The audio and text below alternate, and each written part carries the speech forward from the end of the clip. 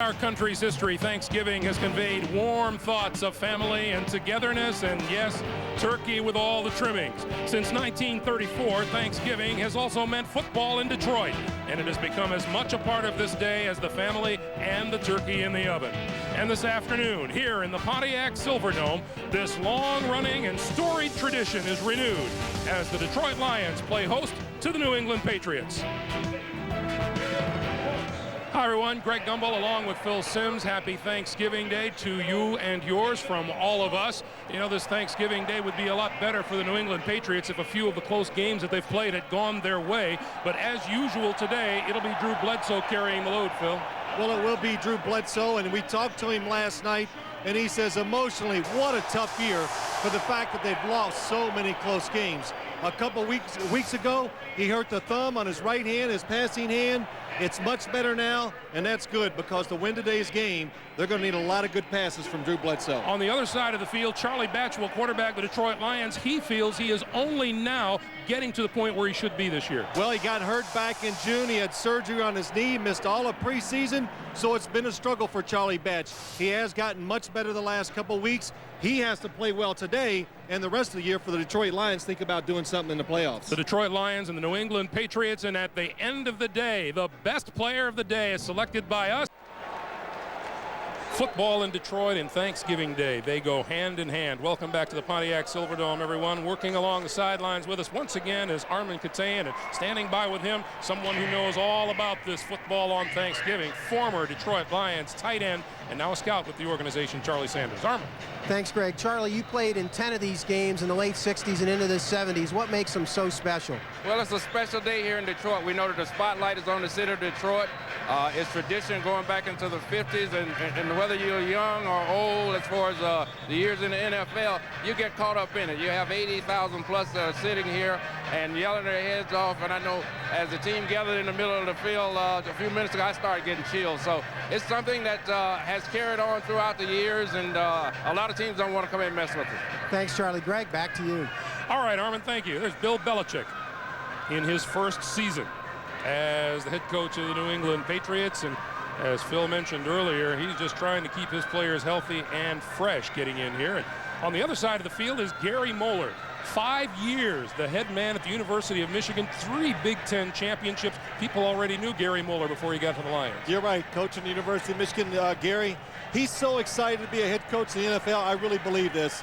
Even though he's not fast anymore, he could probably run down on the kickoff and do something. So he's brought some emotion to the team. Their spirits are high, winning the last 2 games, and we'll see if it carries over into this game. Desmond Howard is the deep man for the Lions, standing at his own 4-yard line for the kick coming from Adam, 27-yard line. A 21-yard return. Kato Serwanga makes the stop, and there's Charlie Batch. As Phil mentioned, surgery June the 12th. Missed so much of the preseason.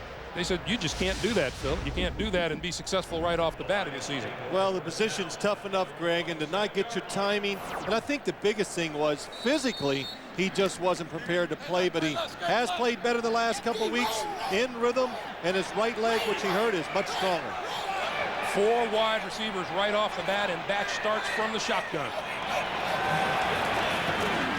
Quick toss over the middle, wide open, running room is David Sloan, the tight end, shakes a tackler. He's at the 35, the 25, caught from behind, is inside the 15-yard line. Ty Law came from the other side of the field to save the touchdown. What happens in a game when you only have a couple of days to get prepared for, it's easy to catch the other team off guard. Detroit comes with 5 wide receivers, nobody in the backfield. Look, New England doesn't even adjust to it. No linebackers there, no secondary in the middle of the field, and David Sloan is wide open and gets a few extra yards with just good running. Boy, look over the middle, just no defender in sight. And Gary Moeller was the one that was worried about maybe we could see something new for New England's defense that we can't adjust to. Well, he sprung a nice surprise on the Patriots defense. And the injury-riddled New England Patriots don't like the looks of this at all. Ty Law is down on the field at about the 10-yard line. That was a 59-yard pass and run play, and Charlie Batch's longest completion this year. Well, I didn't see that. We got a chance to watch practice. I was going to say we watched practice on Friday, but it's a different week. It was Tuesday. Let's take another look and watch Ty Law. They did a good job. Went in and tried to catch Sloan from behind and knock the football loose. Just see if he falls. Wasn't able to wrestle the football away from David Sloan. He just got whipped. His shoulder went down to the turf. His legs go over the top of him. That's just a tough position. While we have a moment, let's check out the starting lineup for the Detroit Lions. The line: McDougal, Semple, Compton, Hardings, and Brooks. Stocker McDougal is the rookie, Detroit's first-round draft pick out of the University of Oklahoma. Well, when you look at the backs and receivers, the big thing, the Detroit Lions have got number 84, Herman Moore, involved in the offense again. So Ty Law taking a walk off the field. And number 38, Antonio Langham, has come on to replace him at cornerback. So the big play in the opener for the Detroit Lions, and it's first down now at about the 14-yard line.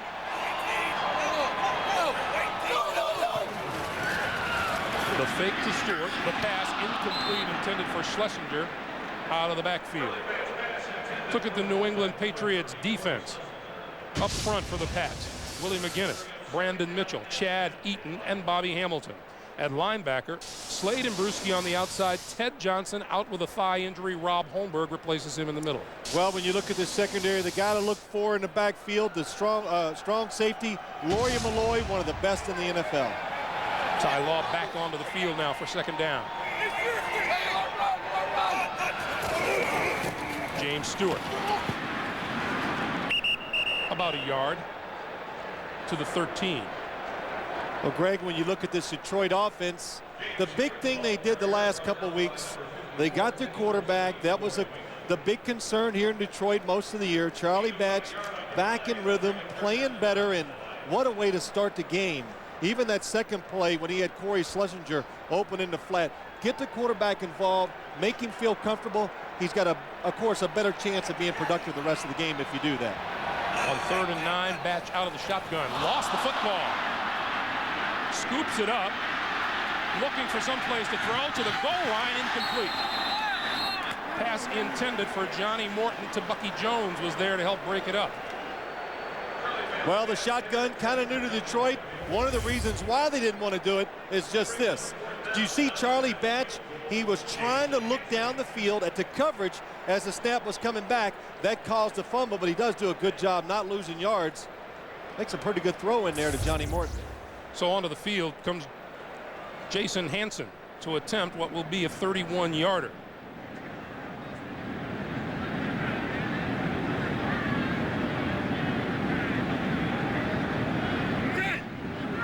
The snap is good. The kick is perfect.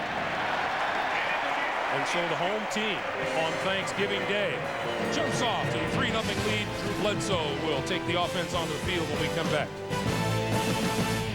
Back to the Silver Dome.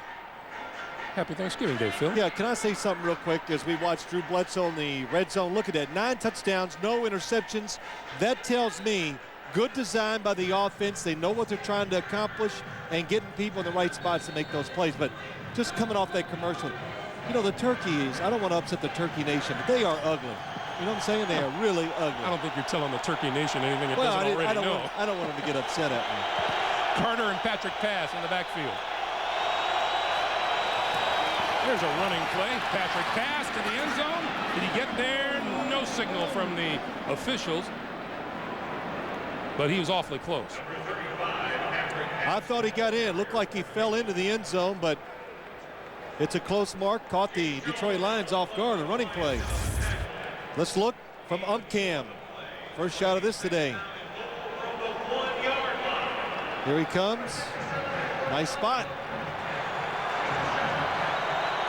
What would make me think I have better eyes than somebody that's just a couple yards away and I'm 100? This, the 11th play of a drive that began back at the Patriots' 16-yard line. Carter and Floyd in the backfield. The give to Carter.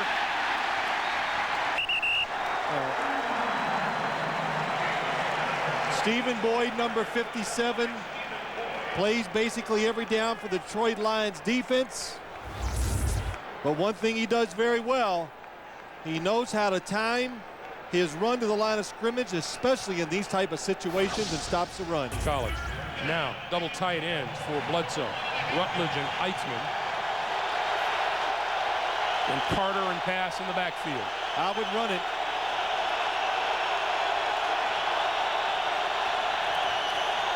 Bledsoe gonna roll and look and keep it, and is stopped short of the goal line. Corwin Brown and Stephen Boyd converging to prevent the touchdown. I thought that time they really had the Detroit defense set up to run it up in there. They are playing pass all the way. That's why Terry Glenn was covered. Bledsoe does a good job trying to get him to score, but watch Boyd, number 57. Oh, nice line of attack, and Corwin Brown, the ex-Patriot, ex-Jet, comes in and stops it. And you know, it's been the kind of a year where I guess Bill Belichick feels his team could use a lift on the road, and he's going to go for it. Play clock is at 5. Pass and Carter in the backfield. And he didn't get it off in time. Quarterback's fault. Always the quarterback. When you get a delay a game, it's got to be the quarterback. You must watch the play clock when you're going up to the line of scrimmage. And that cost him a touchdown. So now the field goal unit will come on. Adam Vinatieri, who has never missed a field goal indoors. Delay game. Offense. 5-yard penalty. Remains 4th down. Vinatieri is a perfect 18 for 18 with a roof over his head. He will attempt this one from 24 yards out.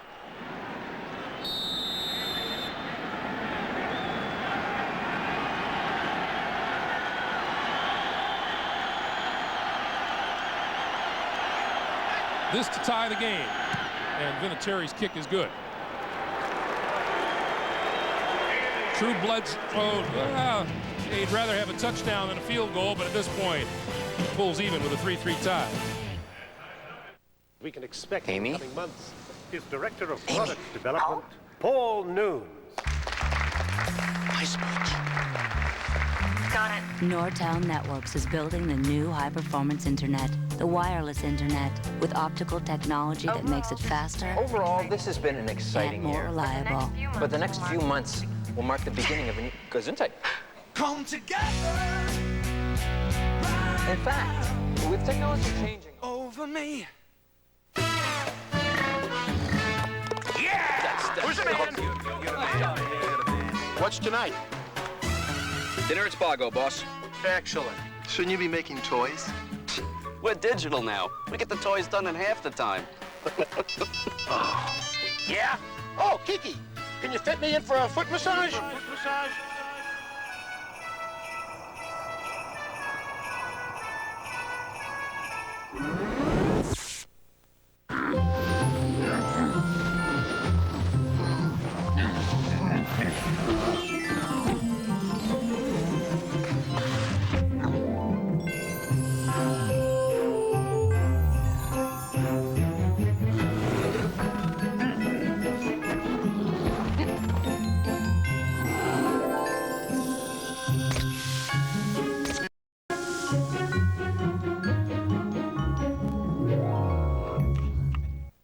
Football Thanksgiving weekend starts on Friday, and Saturday it's doubleheader action as Georgia Tech takes on Georgia and Boston College meets Miami. It's all on CBS. No, that's a bad call. Somebody better figure out how to run the ball. They were going to knock you in the mouth. Don't forget, you can do all your holiday shopping in the NFL shop, only on NFL.com. Drew Bledsoe still roaming the sideline. Looking for somebody to yell at. 78-yard drive by the Patriots, and we're even at 3. Desmond Howard going to drift back to his goal line. To the 20. Bursts across the 30-yard line. Kato Serwanga. And Drew Bledsoe, when he came off the field, just looking for somebody to yell at. Drew, this is Thanksgiving, man.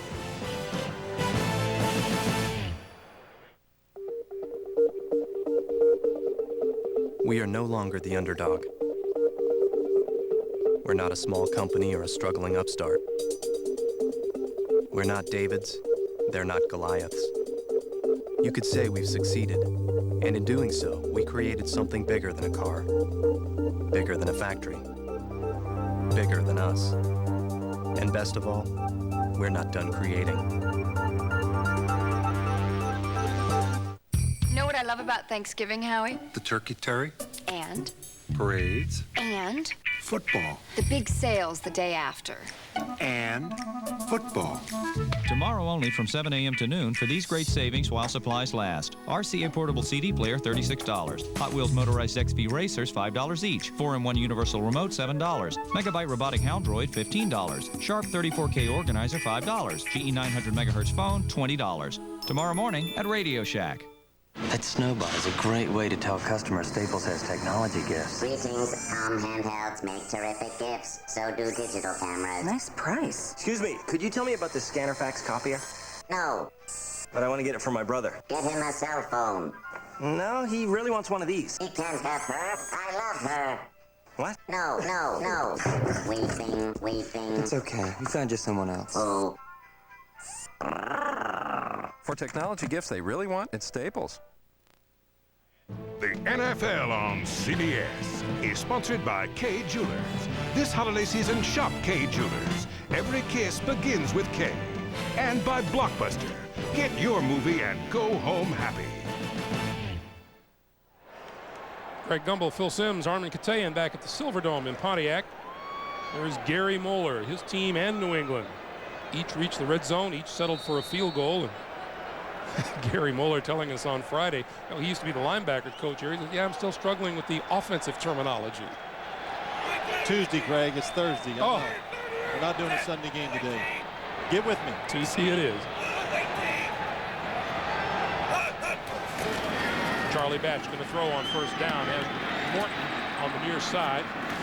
And Morton to about the 35-yard line. Ty Law wrestles into the ground. It'll be 2nd and 6. You talk about struggling with the offensive terminology. Gary Moeller says, I look at Sylvester Crooms, the offensive coordinator, and say, give me that play that goes down the field to the tight end. And Greg Gumbel looks at him, you mean the plays that score? And he goes, yes, that's what I do. I might not know the terminology, but he knows what he wants. Offensive and a defensive coordinator and the head coach at the University of Michigan. James Stewart to about the 39-yard line. It'll be 3rd and 2.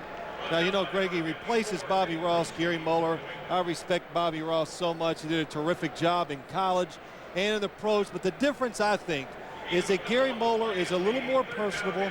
He likes to go up to the players and interact with them a lot one-on-one. In other words, walk up to somebody during the week in the locker room and spend a few minutes and tell them exactly what he wants out of them for the week and a football game. And I think the players, so far, the first 2 games have responded well to that personal touch.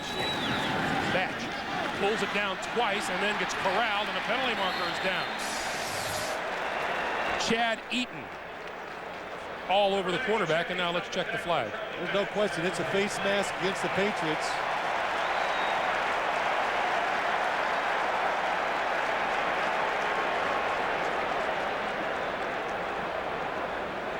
I couldn't see who grabbed this face mask. Personal foul, face mask, number 90 of the defense. That's Chad Eaton. 15-yard penalty, and first down. Chad Eaton, number 90. Oh, yes, he held on to it, too.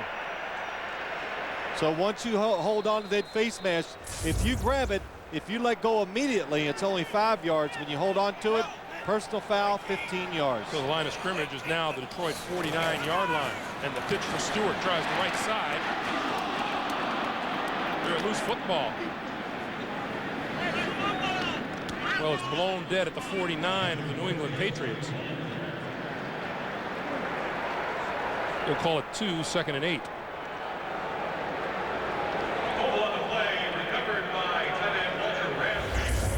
James Stewart, by his own account, Lawyer Malloy on a blitz. Perfect timing, and if it's not an outside run, he's going to make the tackle behind the line of scrimmage, but James Stewart just loses it trying to switch the ball from his right hand to the left hand. When you're in traffic, do not switch the football. Put both hands on it. Batch gives it right back to Stewart. And there is not much there at all. Well, James Stewart, we talked to him on Tuesday. And, you know, it was interesting talking to him. Coming from Jacksonville, replacing Barry Sanders players, he's right. He likes to get the football, take it straight ahead, run it in the pile, and get a few yards. If he breaks a tackle, then he gets 10. Also said he had to get a little used to the artificial turf from going from the natural grass in Jacksonville. He said, if you don't pick up your feet, you tend to stumble on this stuff. Cedric Irvin is in the backfield now on 3rd and 7, and Batch from the shotgun. Here comes the blitz. Patriots sending a bunch of people. Loose football. Covered by New England. Kato Serwanga, number 31, comes away with the football. You know why you got to be a good 1st and 2nd down team against this Patriots defense? Because Bill Belichick on 3rd down, look at the people coming on the blitz. Charlie Batch in the shotgun, you got to get rid of it. And Kato Serwanga gets in, knocks it out of his hand. And recovers the fumble. And recovers. That's a sack, a fumble, and a fumble recovery. All in one play. But you got to be alert on 3rd down when you're playing the Patriots defense. Bill Belichick in his whole coaching career has been known on 3rd downs just to do so many different things that you just got to prepare for it and make sure you're really efficient on 1st and 2nd down.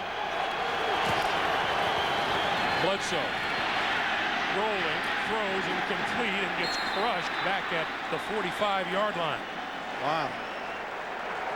I like their game plan, throwing the football, but I think Drew Bledsoe, I don't know if he's going to survive. That's about 4 or 5 big hits already for him, and we're still in the 1st quarter. Still have 2:16 to play here in the 1st. You know, this is like the old days for him. What did he say last night? I get less chances to make those plays.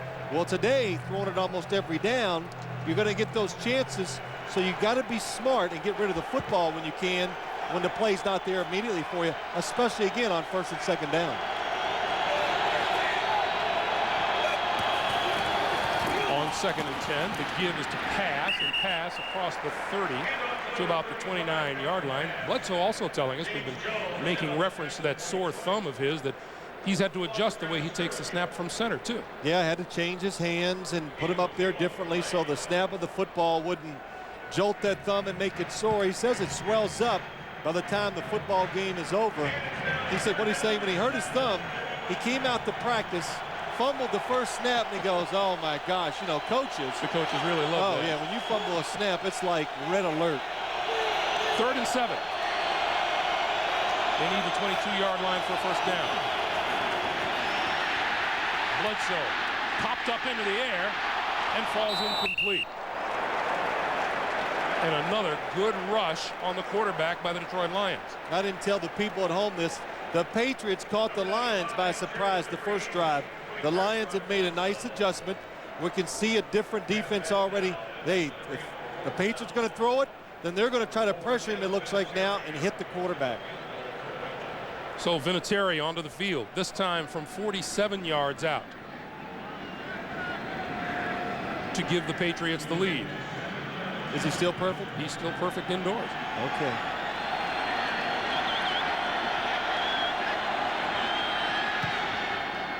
It's long enough and straight enough, and New England has a 6-3 lead. Kato Serwanga, his forced fumble and fumble recovery have made it possible for the Pats to lead by 3.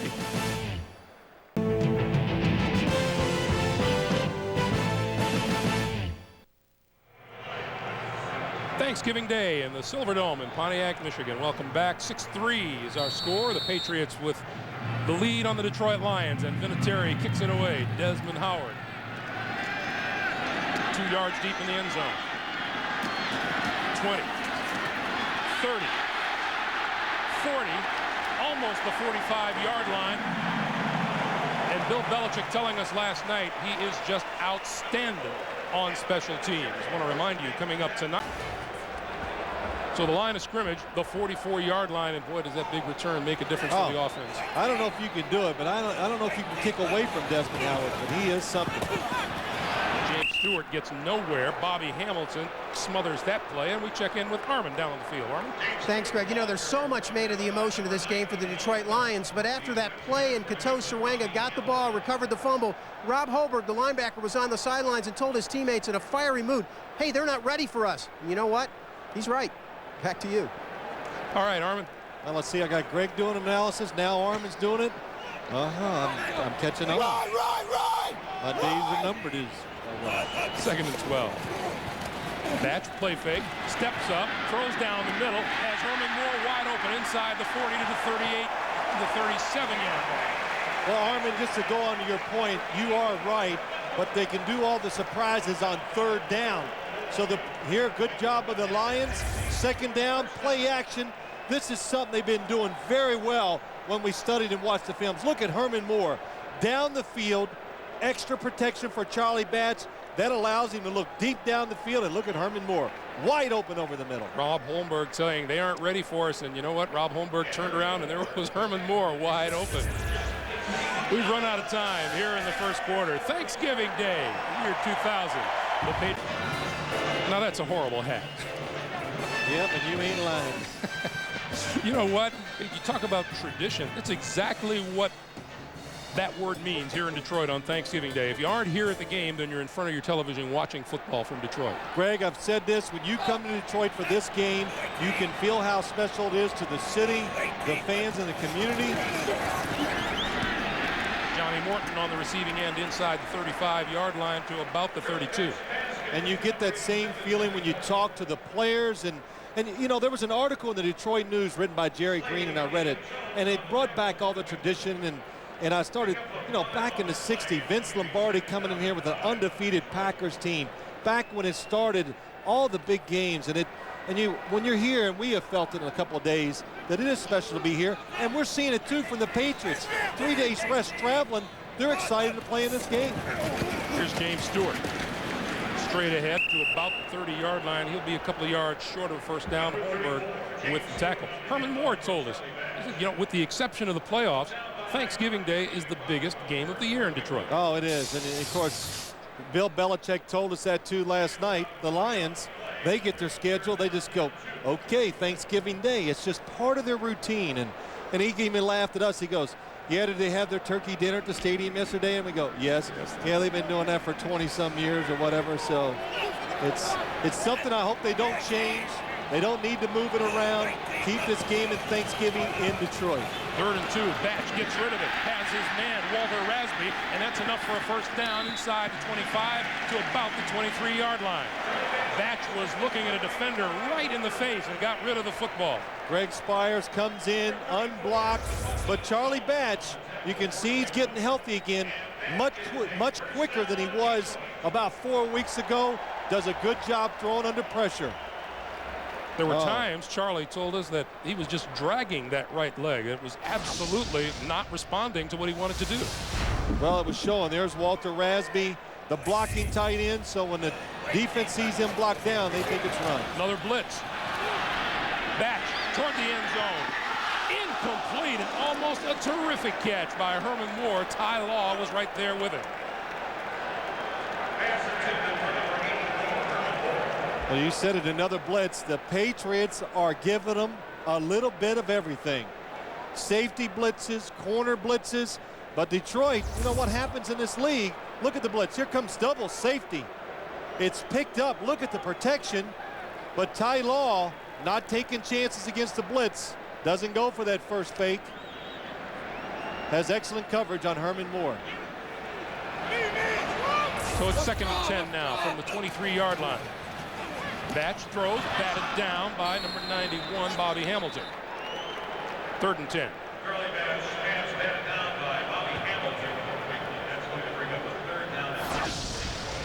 Bobby Hamilton, defensive lineman for the Patriots. Probably the one thing that's really hurt this team is the play and the injuries they've had on the defensive line. But today, doing a good job. They're holding the run, not letting Detroit get running holes, and they are also, because of the blitzing, putting a little pressure on the quarterback. Detroit 1 out of 3 on 3rd down so far today. Here they come. The blitz is on. The pass to this side is complete. And Brian Stabline, number 83, is knocked out of bounds well short of a first down. And onto the field comes the field goal unit. You know, usually I don't think in these terms because I know how significant every game is to coaches, no matter what the record is. But the Patriots are 3-8. They're just letting it go. I mean, they're bringing everybody.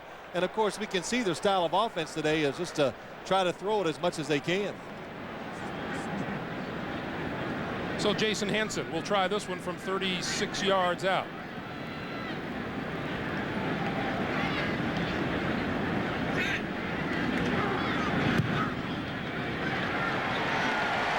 Field goal kickers are perfect on Thanksgiving Day. Herman Moore came that close to making it a touchdown. We're tied at 6. Welcome back to the Silverdome. You were sort of part of a Thanksgiving Day game. Yeah, kind of sort of part of, but yes, the Giants, when I played with them, we had a chance to play in 2 Thanksgiving Day games. One was here, and even though I didn't play, it was being around the locker room and being around the players, everybody, you know, really pumped up and excited about coming down here to get a chance to play on national TV. That kickoff will not be run out of the end zone. In fact, that's when Lawrence Taylor, I know you've seen the highlights many times, he intercepted a pass late in the game from, Gary Danielson, and he ran it back about 97, 98 yards for a touchdown. Bad knee and all, wasn't it? Didn't he have a, well, who cares? He looked fast. He scored a touchdown. He sure did. So Bledsoe and company back onto the field, and Bledsoe and Batch each 6 of 10. Yeah, you know, it's just it's funny. Bledsoe, you saw the number 6 of 10 for 57 yards, but it sure seems like more. And it's looked better than 6 of 10 too. So when the plays are there and he has time, he is making the throws. J.R. Redmond is into the game for the first time today, the rookie out of Arizona State at running back, and he gets the handoff and goes nowhere. Chris Claiborne, number 50, wrapping him up for a 1-yard loss, and it'll be 2nd and 11. Well, a couple things. I just think the fact that Bledsoe's been getting hit a lot, they got to be a little careful with throwing it every down. And you know, the other thing too, Greg, this offense for the Patriots, it lacks a few things. As Drew Bledsoe said last night, they got a lot of players at one-dimensional. In other words, running backs that can only run, they can't go out, spread out, and make catches, things like that. So it's really limited the Patriots offense so far this year. 4 wide receivers for Bledsoe now, and they'll stick to the ground, and again it goes nowhere at all. And I think too, even though Bill Belichick says he's happy, and I understand with a lot of things the offensive line has done, but they just cannot line up because I don't think they have that superstar running back or the power on their offensive line just to run it at you and gain 4 and 5 yards just out of meanness. Well, as do many other teams. New England Patriots saddled with salary cap problems, and Belichick pointing out last night that fully 1/3 of his entire roster is rookies, first-year guys. 20 guys, first year with the Patriots. That's, well, that makes it tough. Bledsoe, little hop before he throws, and it is incomplete. Just overthrew Shockmain Davis, and they'll be forced to kick.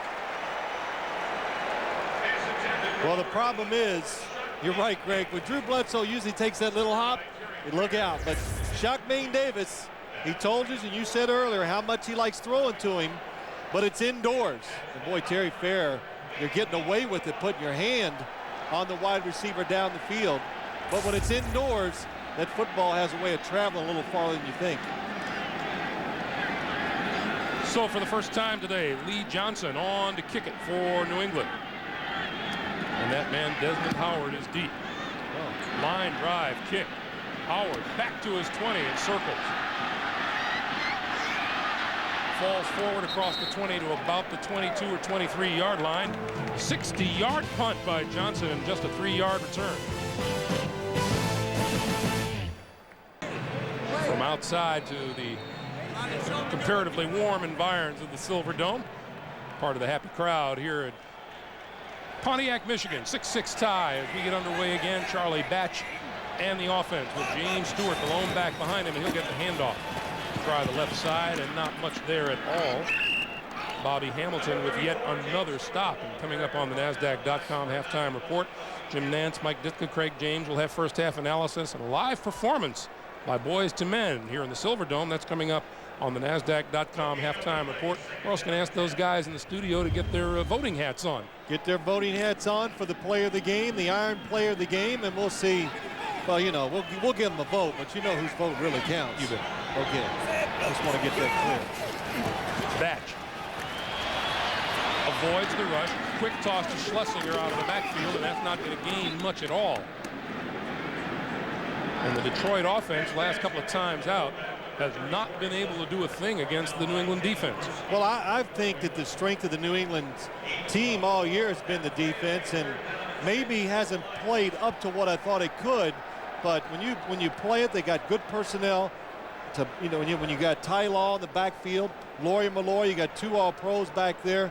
They got good linebackers, so and the scheme is very complicated and different, so it's hard to move the ball consistently against New England's defense. And now the Lions are looking at a 3rd and 6.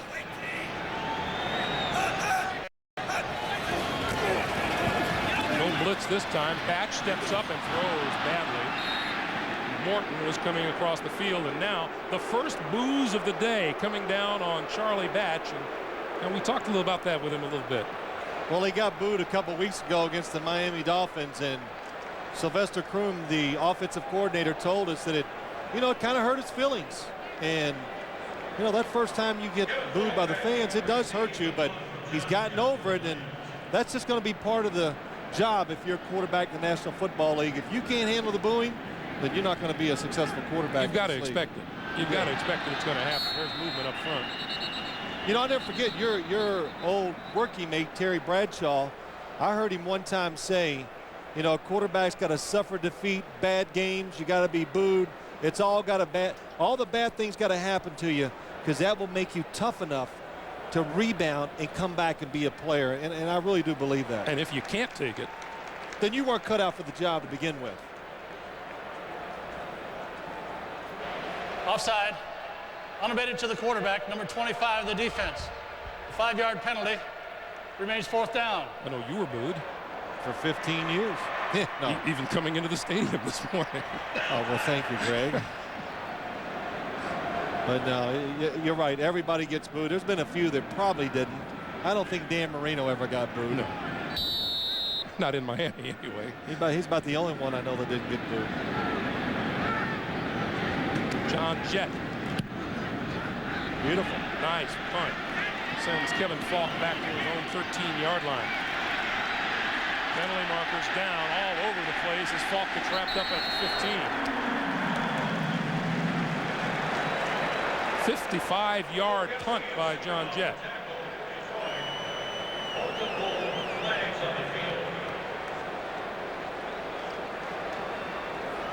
Saw several, not one, several blocks in the back on the way downfield.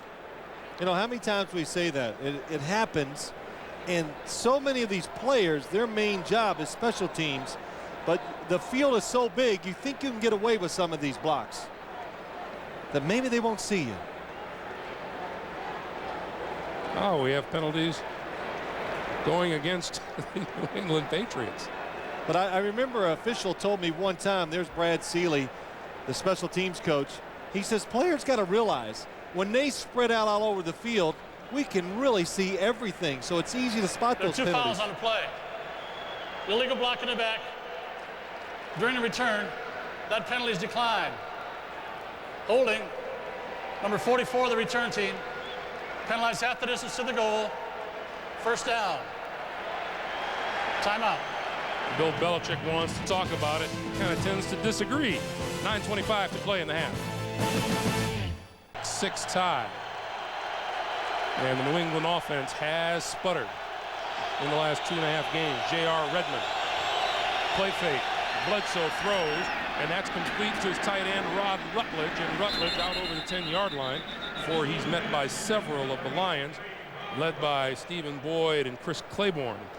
They're in a 6-6 tie now. We mentioned at the very top of the day, if a couple of those close games had gone New England's way, they'd be in a lot better shape. But their losing numbers haven't been monumental, Phil. Well, I was trying to make that sound. I couldn't do it, Greg. Bingo.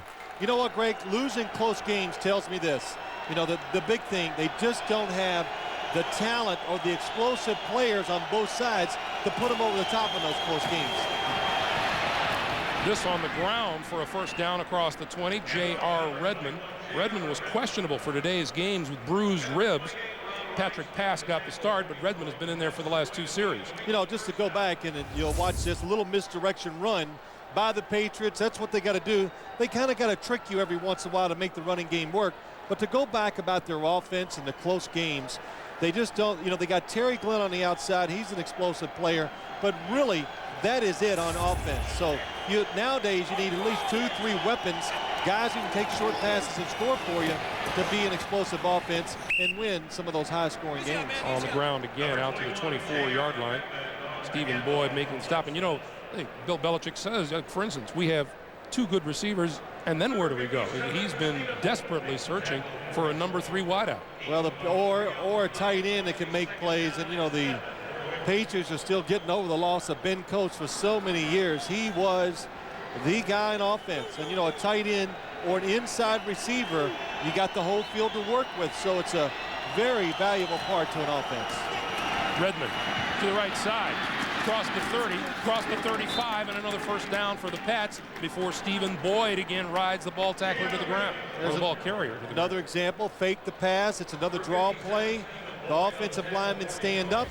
The defensive line kind of goes for the fake a little. Well, nice job there. Joe Andruzzi pulling around. Let's see what it does to Stephen Boyd, number 57. Here he is. He's reading it. Gets across the formation, a little late, but still makes the tackle. From the 36-yard line now, first down, New England.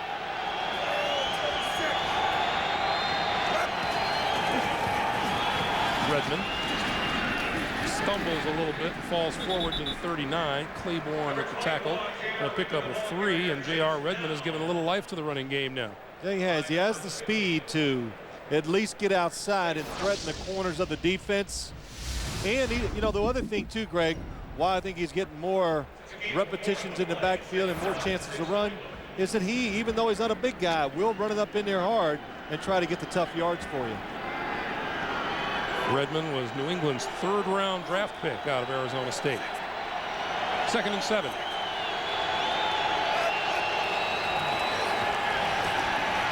Bledsoe gets rid of it over the middle. That's complete to Redmond to the 43-yard line. He'll pick up a 5. It'll be 3rd and 2. Well, one of the reasons why the Patriots have changed their attack just a little bit. Watch Drew Bledsoe as he goes back to pass. Tracy Scroggins coming around. Robert Porcher all over him, and it's just, he is just getting that ball out just in time. Boy, nice job of just flicking it, Drew Bledsoe. And that's the kind of pass that he told us is the kind that is most painful to his thumb when he just has to flick it. Yeah, and he loses control of him every once in a while, too. 5 wide receivers on 3rd and 2. Play clock down to 3, down to 2, to 1. He just gets it off. Bledsoe going to lob it, has a man open, and it falls incomplete. Number 28, Ron Rice came over to break it up at the last moment. The pass intended for Terry Glenn. But what happened is Drew Bledsoe thought there might be trouble with the protection, so he brought the tight end back in, and it gave him time, and he does have the receiver open down the field. He didn't throw the football hard enough. That allowed Ron Rice to come from the middle of the field all the way to the side to make the play. Yes, and he knows it. Throw it in there.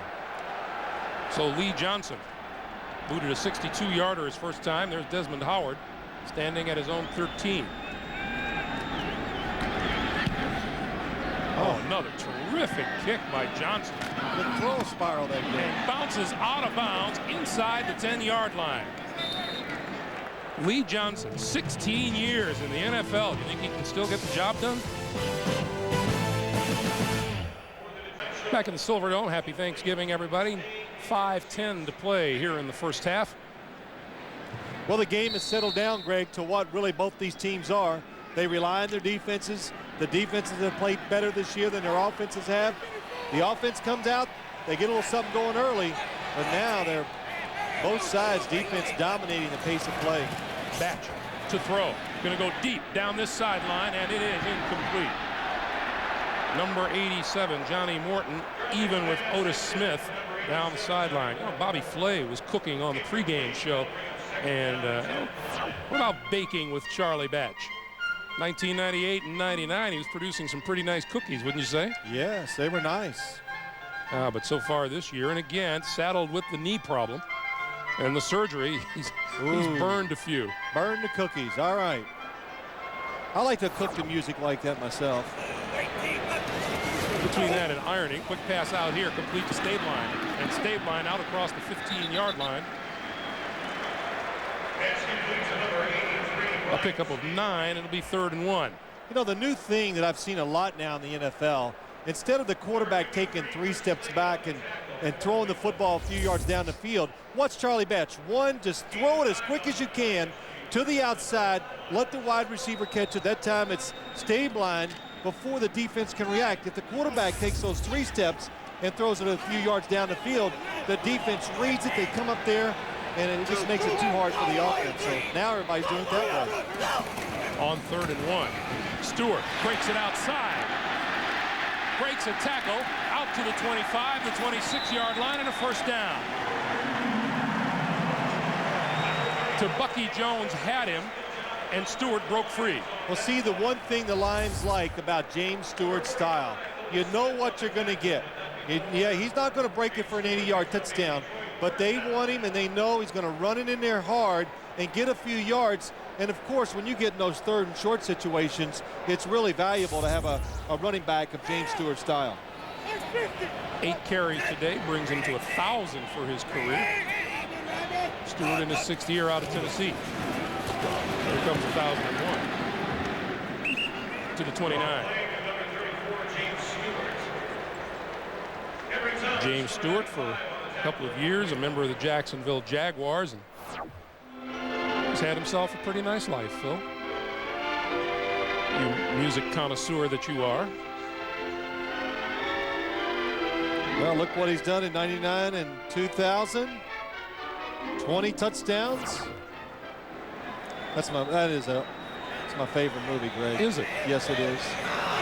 Mine is Gimme Shelter. Shotgun. Batch over the middle.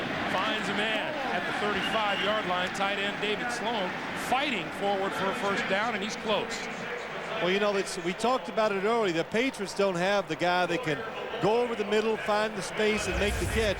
But the Detroit Lions, David Sloan, when he's healthy, this is what he's good at. He's a very good receiving tight end, and that time covered by number 36, Lawyer Malloy. Here he comes in just a little late, getting in there before he recognized the tight end pulling up, but he still makes the tackle. So from their own 7-yard line, the Lions have moved now to their own 36. Here comes the blitz. Malloy on the move, can't get there, and the pass is overthrown, intended for Johnny Morton on the far side. Malloy appeared to come late that time. Yeah, he didn't quite get the start. Charlie Batch fooled him, had a quick snap on. In other words, he got up on that one, just went set, go. The defense, the key to blitzing is timing that snap count, and there's Charlie Batch's coach, Jim Zorn, the ex-Seattle Seahawk quarterback. Still throws it really well. I see him throwing down on the field before the game. He does throw it good. Batch from the shotgun. Going to keep it straight ahead, forward, 39-yard line. Well, that play right there illustrates the fact that you know Charlie Batch physically is back to, or getting close to. He's still not back, I don't think, to where he was last year. When you run the quarterback draw, that tells you he's healthy. We come down to the 2-minute warning. Charlie Batch comes over to the sideline. We take a break and come back. 2 minutes to play in the 1st half. The NASDAQ.com halftime report coming your way shortly. Jim Nantz, Mike Ditka, Craig James. 1st half analysis. A live performance from the Silver Dome here by Boys to Men. That's all coming up on the NASDAQ.com halftime report. Yeah, I'm just shocked that guy was carrying food with him. 3rd and 6. Nice outfit, though. And now, before the snap, Lawyer Malloy jumps in and says he wants a timeout for the New England Patriots. They use their second of the half. They have one remaining. Detroit has all three still to use. Well, for whatever reason, Lawyer Malloy called the timeout. Bill Belichick, you could see just before our commercial break, was in full agreement, nodding his head. Yeah, he agreed. Yeah, that doesn't happen too often. Usually those timeouts are called some coach is yelling at a player for making a mistake. Detroit just 2 out of 6 on third down. Irvin in the backfield along with Batch, and let's see how many players. I say they're faking. They do. They back off. The Patriot defenders do. Batch, quick pass over the middle. That's not going to get a first down. Oh no, that's just not. Charlie Batch has got to know that's not going to work if you're looking at the secondary, and that's why you put him in the shotgun. Lawyer Malloy never left that little space right in the middle, and he was there for one reason, to stop that little short pass like that. Only 2 of Charlie Batch's 10 completions have gained 10 or more yards today. You saw the stats on Lawyer Malloy. He is the guy. When you talk about the Patriots defense, we were talking to Teddy Bruschi last night, and it was like, well, Lawyer Malloy's the star, and it's like, wow, you usually don't hear players talk about another player that way. And now the Lions call timeout before the play clock expires. We have 1:13 to play in the first half. We'll take another short commercial break. Well, when you see Teddy Bruschi come in the game, number 54, that tells you the Patriots think they have a chance to set up a good return. That's why they bring in a little more athletic players like Bruschi, a linebacker. They're going to try to set up a return. Falk stands at his own 10-yard line for the kick from John Jett.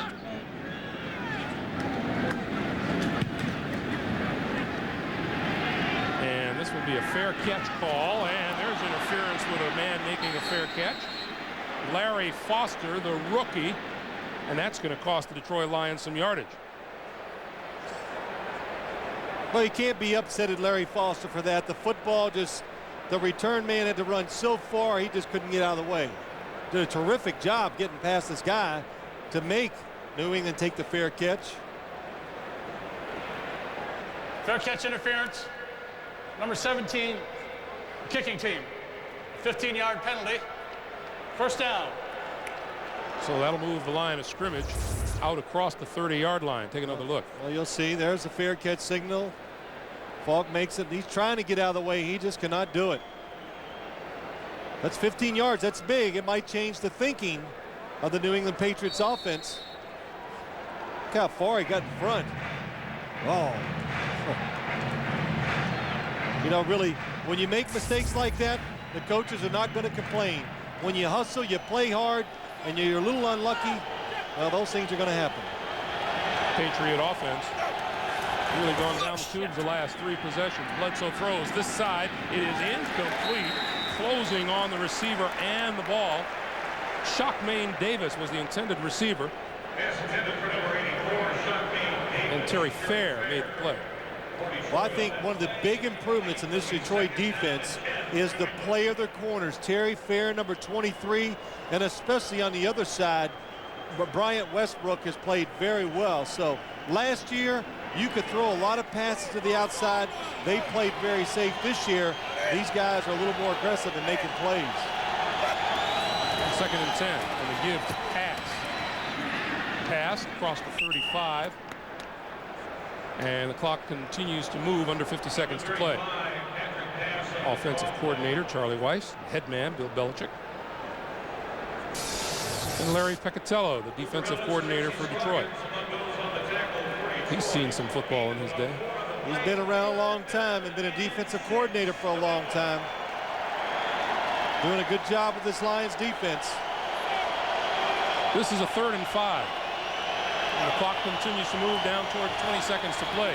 Bledsoe going to get hit and brought down from behind at about the 30-yard line by Tracy Scroggins.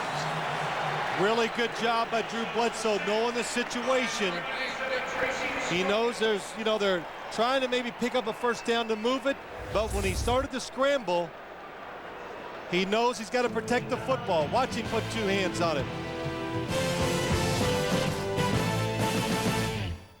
Detroit Lions called that timeout to try to salvage something in this first half. 17 seconds to play. I would do it too, Greg, if Desmond Howard was my returner. Howard stands at his own 25.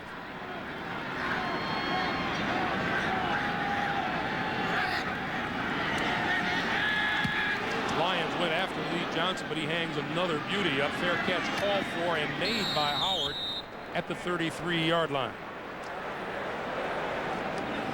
Howard, a little conversation down on the field. Well, watch the push the Detroit Lions get. They're very close to the punter. They get in there. They're trying to get the block. Johnson knows it. He knows they've done it to try to get to him. So catch the ball. And Barrett Green, number 54, the linebacker, really comes free, just not quick enough to get the block. So at the 33-yard line, the Lions with one timeout and 11 seconds on the clock. And Drew Bledsoe trotting off the field at the far end. Yeah, he's I wonder if something happened to him that last time he got sacked. We'll keep tabs on that during halftime. And that's going to hand it off to Cedric Urban. And the boos rain down as time winds down here in the first half. It has been a battle of field goals.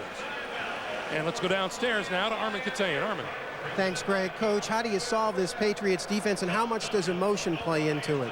Well, I think a little bit of the emotion, but right now we got to be able to run the ball. We're getting a couple cutbacks play where we aren't getting a cutoff, and the fact that we just got to get guys open so we can hit them. It's a combination of both. I think our pass protection's decent, but we just got to get guys open, which we're not doing. All right, Coach. Thank you. Greg?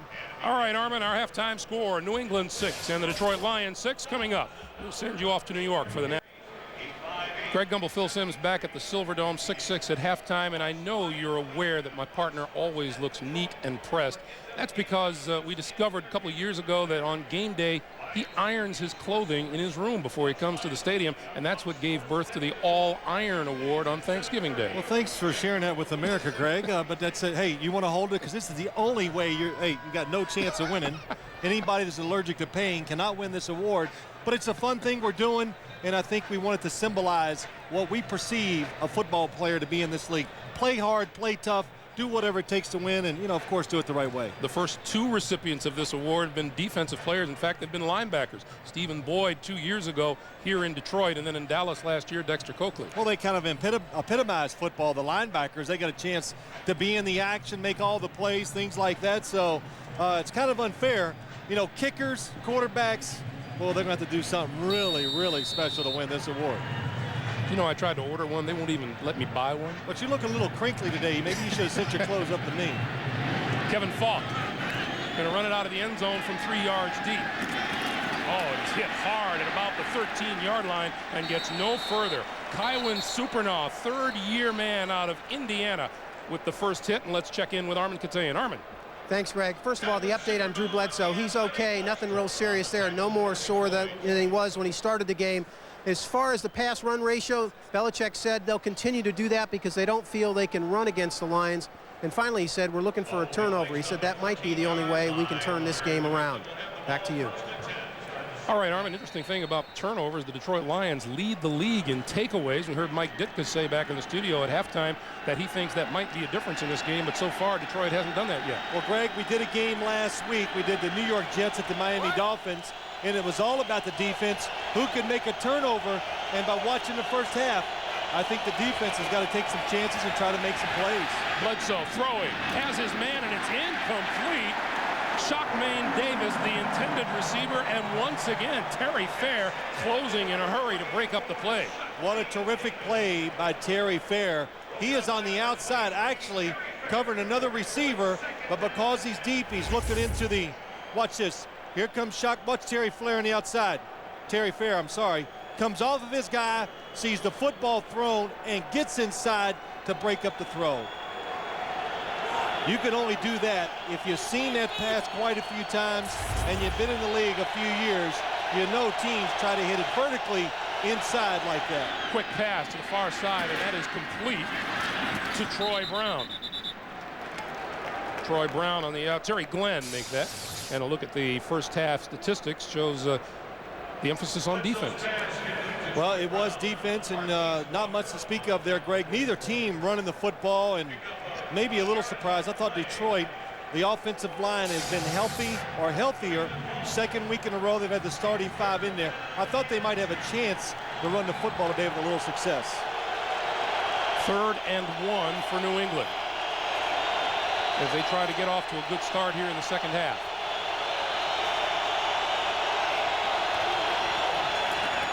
Quick pass. Troy Brown, first down and more, out to the 33 to 35-yard line. That pass to Brown and the previous one to Glenn, the first passes that New England wide receivers have caught since the first quarter. Well, look what they did this time. Troy Brown came across the formation, stop, goes outside, comes back underneath. Oh, and a good job. Patrick pass. It's a screen, comes out, gets the block, and lets Troy Brown get free to get a first down. 13-yard pickup on the play. First down now for the Patriots at their own 35. The pitch for Redmond. Tries to cut it back. Gets across the line of scrimmage for about a yard. You know, as you watch this game today, but I think it's really evident again in it, Greg, you can see the Patriots have the design. They can make plays. They get their players in good position. But again, unless it's Terry Glenn, nobody can do anything special with the football. So in this league, you know, it's about making big plays. That's how you score in this league. You just can't march 80 yards on 10 and 12 play drives. Somebody's got to make big plays, and the Patriots just don't have enough of those guys. Redmond and Carter split behind Bledsoe. Here comes the blitz. Bledsoe under the gun, throws, completes it. Carter to midfield and into Detroit territory before Scott Kowalkowski makes the stop. 15-yard pickup and a good job by Drew Bledsoe. Well, blitz by Detroit. They got the perfect play on, a screen play. And that's about the 6th screen play of the day the Patriots have run. And you do that so you take the pressure off your offensive line. Here comes the blitz. You can see a secondary guy coming from the outside. And a really good job of the Patriots taking advantage of a good situation. That was okay. So first down now at the 49 of the Lions. Bledsoe with completions now to 7 different receivers today. Redmond again. Back to the line of scrimmage and tacks on maybe another yard or so. Kelvin Pritchett, number 93, in on the stop for the Lions. We'll call it a pickup of 2, and it'll be 2nd and 8. The Patriots kind of starting the second half the way they started out the game.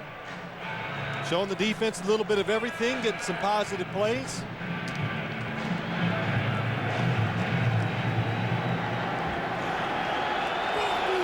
Clock continues to move. We're just underway in the second half. 11:20 to play in third quarter. Bledsoe.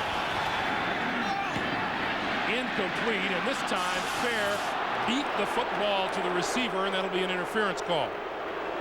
Boy, he's upset, but there's no question. He gets there early. And the reason why, he times it, he sees that he reads the play. Pass interference. Defense number 23. Penalized at the spot of the foul. First down. But watch as you watch the wide receiver down at the bottom of the screen. As he turns around, Terry Glenn now will come back just enough to allow the Terry Fair not a chance to get by him and break up the play. And that wasn't Drew Bledsoe's best pass of the day either. Yeah, that football came out a little funny.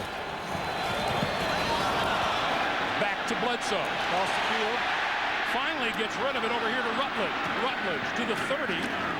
And the Lions converge on him, but he did have people deep down the field.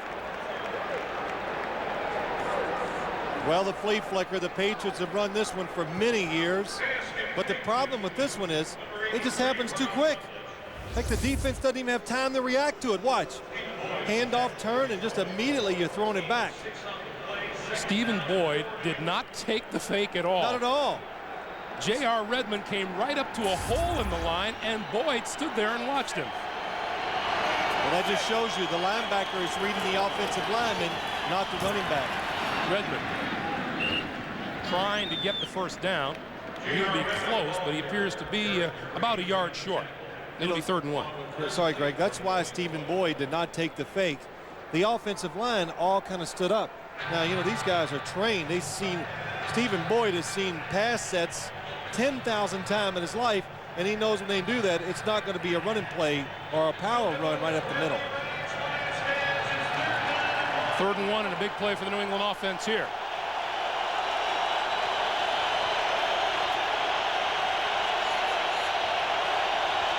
That's Redmond in motion. The give is to Carter. Carter is hit and appears to be short of the first down. Well, not a great mark. He looks like he might be short, Greg. I think if he is short, Bill Belichick will go for it on 4th down, and I'm wrong. Couldn't even get it out of my mouth. Onto the field comes Adam Vinatieri, just waiting for you to say, I think he's going to go for it. Okay, now we go. I see. I should have waited to see what he was going to, because the people at home don't know. No. I could. Oh, I guessed right again. There are people who will do that, but you are way too honorable. Really? Today. Okay, thank you. Vinatieri. Is he still perfect? He's still perfect. All right. This will be a 43-yard attempt.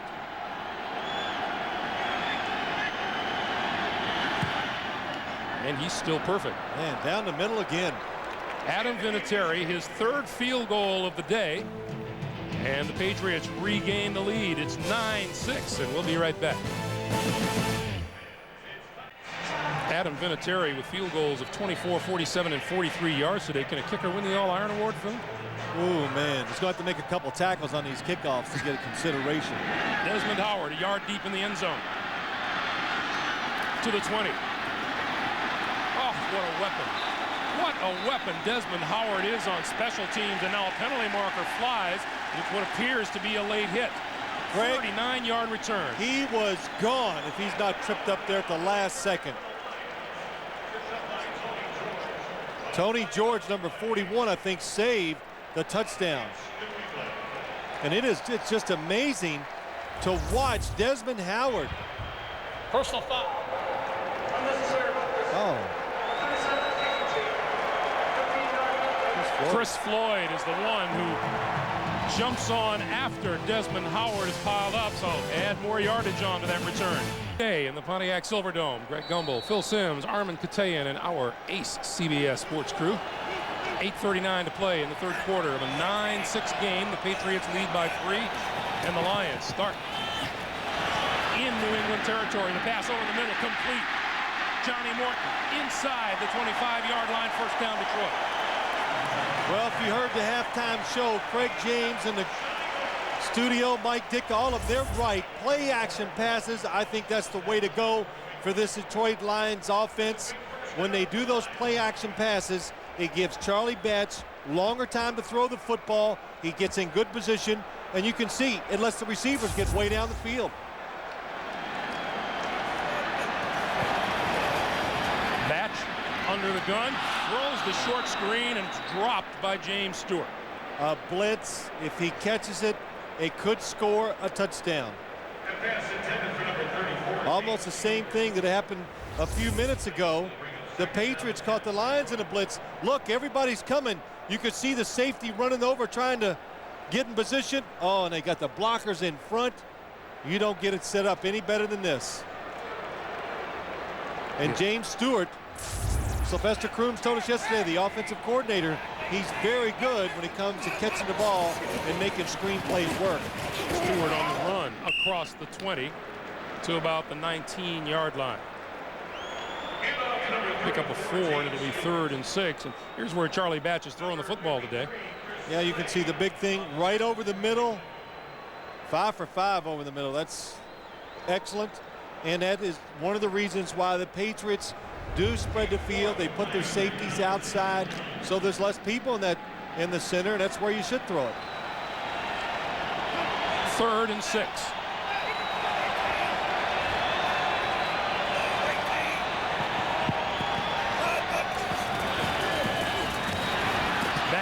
Stands in there, throws, hits Morton. Morton out of bounds inside the 10. It'll be 1st and goal. Good job by the Lions. Another blitz. They pick it up, and Charlie Batch has to stay calm, watching. Oh no, pull it back, but still throws it soft enough and accurately enough for Johnny Morton to make the catch. That was a good job. You know, even though his stats haven't been great today, Charlie Batch has been calm. He looks like he's under control and throwing the football with some zip on it. Johnny Morton, 10 yards receiving in the first half, 36 on this drive alone. Play clock down to 1. They get the snap off. The give, and tripping up at the 10-yard line is James Stewart. And what did we say earlier about the transition that he was telling us about from natural grass in Jacksonville to the artificial turf here in Detroit? Yeah, turf didn't make a lot of tackles, I'll tell you that. And that time, it might save the Patriots. Watch James Stewart's feet. Oh, yeah, you see, he went to make that cut. It looks like he's even got tennis shoes on, which don't grip as much as some of these turf shoes, so it stops some of that. But that time, got the toe of his toe dug down in there, and it made him trip. 2nd and goal.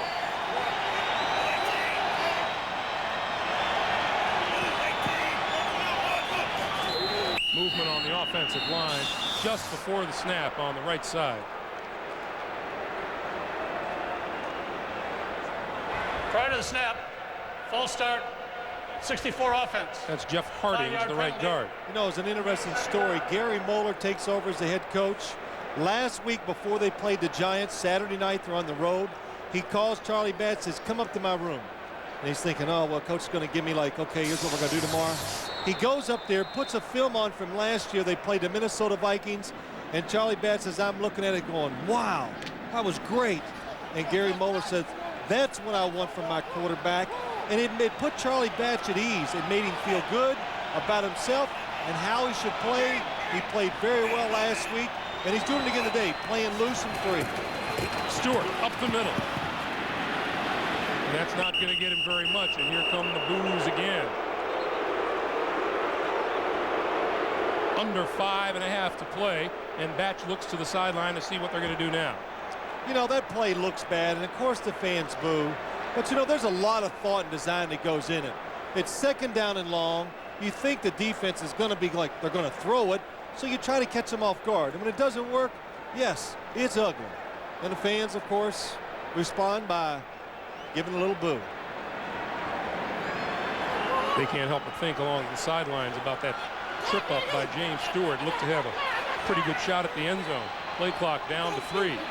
Batch calling signals.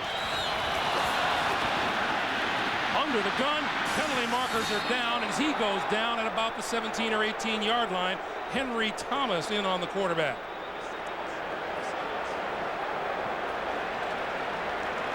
This call, however, is going to go against New England. That's a break for Detroit. Offsides call. It appeared to be number 94, Greg Spires. Well, that play, a couple things. They're taking too long to get the play Offside. in. 94 defense. Penalized half the distance to the goal. Remains 3rd down. Listen, it's 3rd down and goal. There's so many thoughts.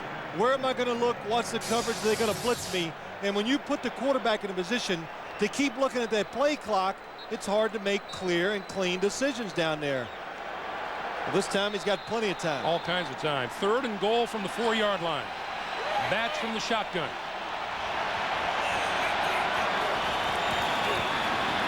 Pulls it back on the run, going for the end zone, and comes up short.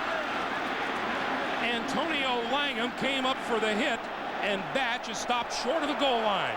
That's awfully close. They're going to have to look at this before you send that field goal team in there. Luther Ellis, one of the players on the sideline, yelling at the coaching staff to go for it. Yeah, he's right. Go for it. Inside to 1. You got a good defense. If you don't make it, well, there's just another good example of the speed in the NFL now. It looked like Charlie Batch would walk into the end zone. He has to get down to protect himself. And now Batch appears to have called a timeout. He has called a timeout. He's going to come over and discuss things on the near sideline. This is a big play for Gary Moeller and the Detroit Lions. We'll be back. England Patriots, and they settled for a field goal. 2 things in the league. Crossing routes makes it tough for the defense down here. Stewart, the lone back in the backfield, and now Schlesinger joins him. Batch going to keep it. They do it. And throws for the end zone. Touchdown. Penalty markers are down. Markers are down. David Sloan made the catch. And Batch is laid out. But let's check the flag. They ran a play. Charlie Batch took some hit. He had to hang in there and wait for his last possible receiver to come open to throw the football.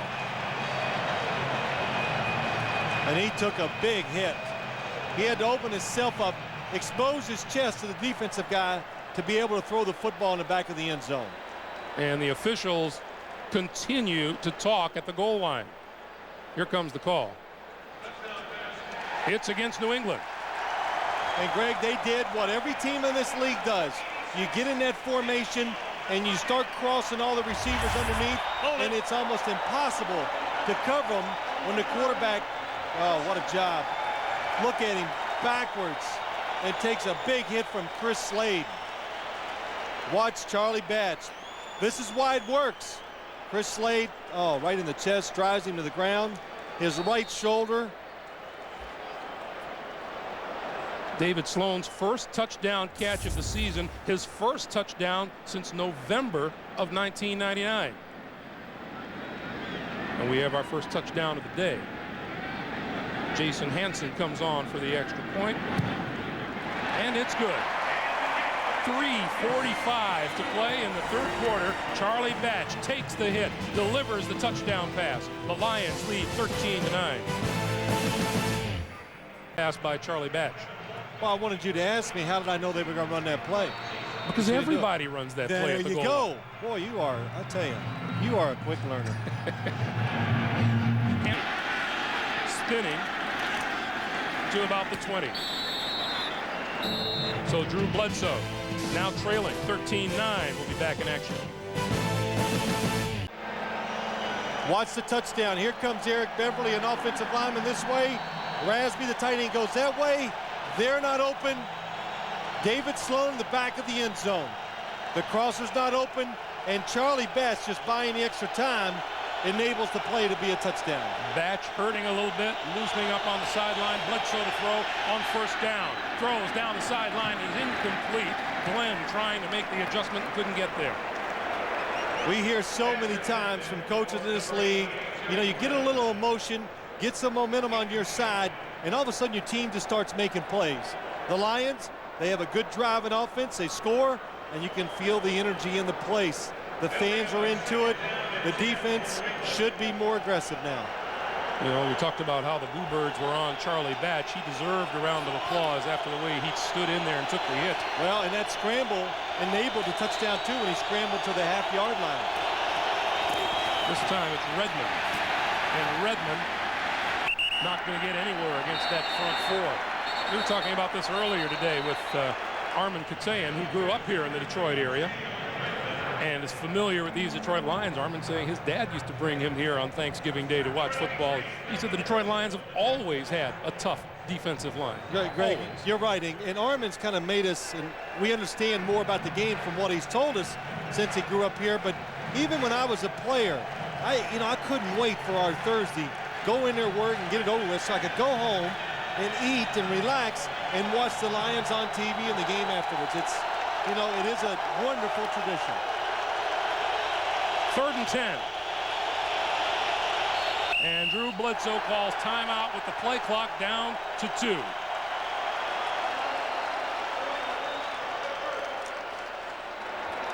So each team now down a timeout here in the second half. And we'll take this opportunity. 2:38 to play here in the third quarter. I think one of the reasons why we're having some of these timeouts today, the quarterbacks are having a hard time. Plays are a little slow coming in, but the play clocks are so far away for these guys. Usually they try to put them right in front of the quarterback, high up where you can see it. Here, they're way to the right. You almost have to bend your neck to look at them. There's one, and the other end zone's even worse. And that one is for the quarterback, who is going right down the middle of the field there. Gets a little tougher the closer you get to the goal line. 3rd and 10.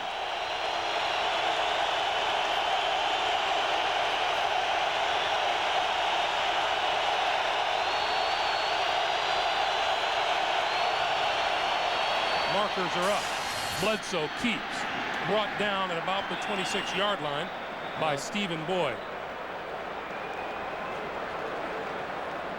And we'll get an offsides call against the Lions. Oh, wait, now don't guess it's because the Patriots saying it. Okay.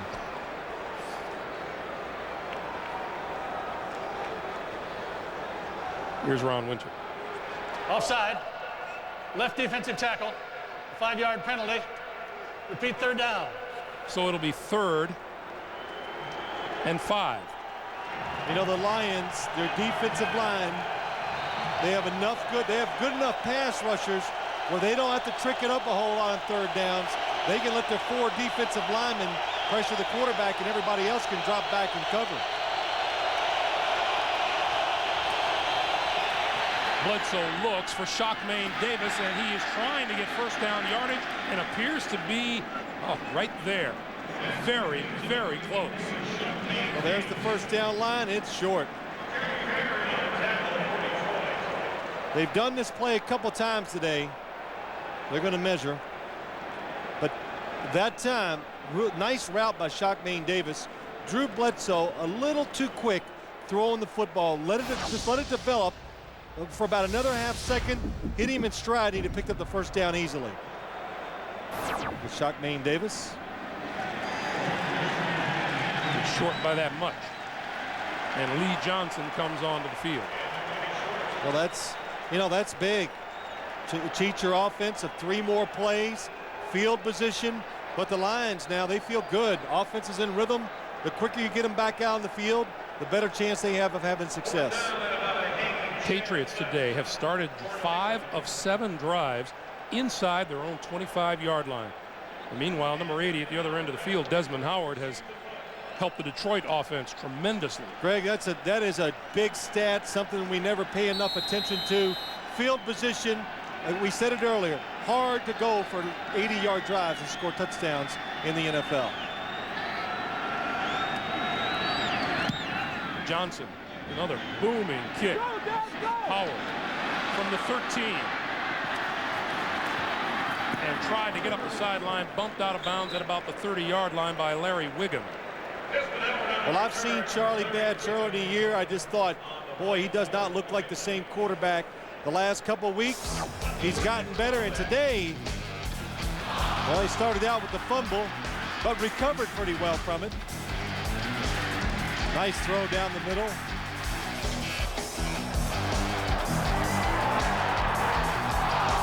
Good long ball to Herman Moore, and the best play of the day, I think, for him.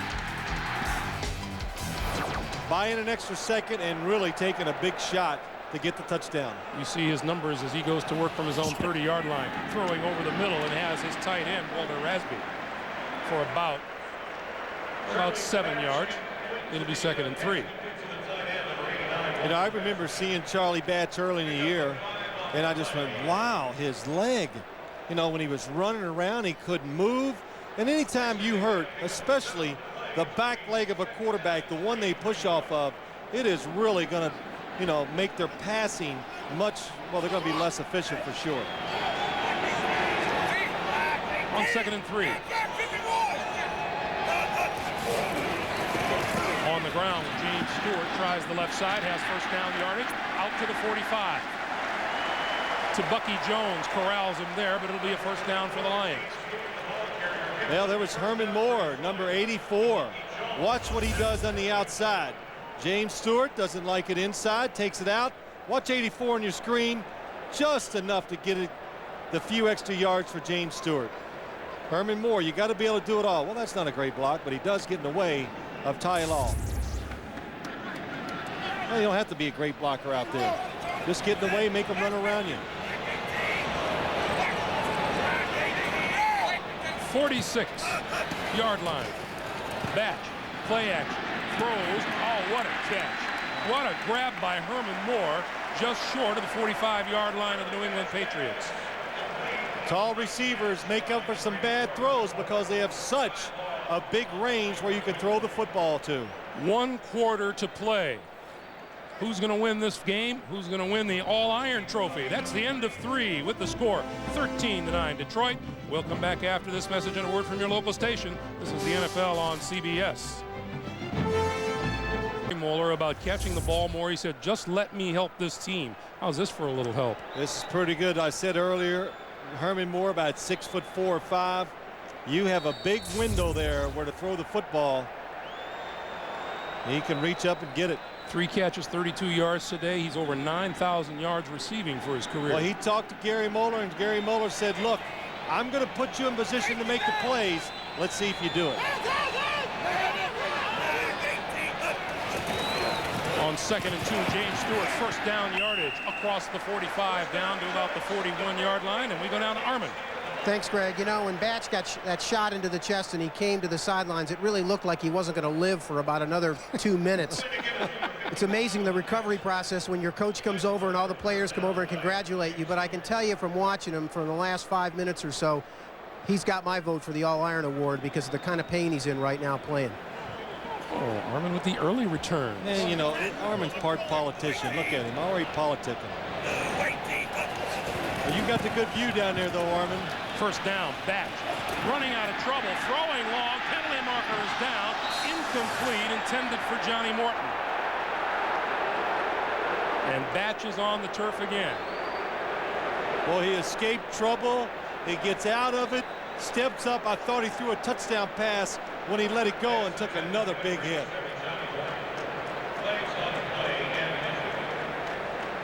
Well, we certainly have at least one call against the Lion. Well, this happened a couple weeks ago. Charlie Batch went down like this, and the fans were booing him at home here in the stadium. Well, maybe it's going to be against New England. Let's see. It's all against New England. Wow, personal foul, roughing the passer, too. There are 2 fouls on the play. Holding. Defense. That penalty is declined. Personal foul, roughing the passer, number 36 in the defense, 15-yard penalty, and a first down. That's Lawyer Malloy. It's a blitz. Charlie Batch steps up, gets rid of it. Oh, and the hit is late. Lawyer Malloy, number 36. Here he comes. He sees the quarterback step up. And Batch, well, not too hurt to sit up and see what happened to the football that he threw. Now, yeah, you know, of course, he is in pain, Greg. The touchdown throw, notice when he got hit on that, he never looked up. That always tells me that the quarterback is not feeling very good, because usually when you throw it, you're going to look to see what happens with the ball before you get in pain. Well, remember those first half boos? Listen to the cheers for Charlie Batch as he gets to his feet and heads to the sideline. I don't know if they've really ever booed Charlie Batch today. I think they've been booing the play calling and the lack of the execution a couple times. But he has been under pressure today.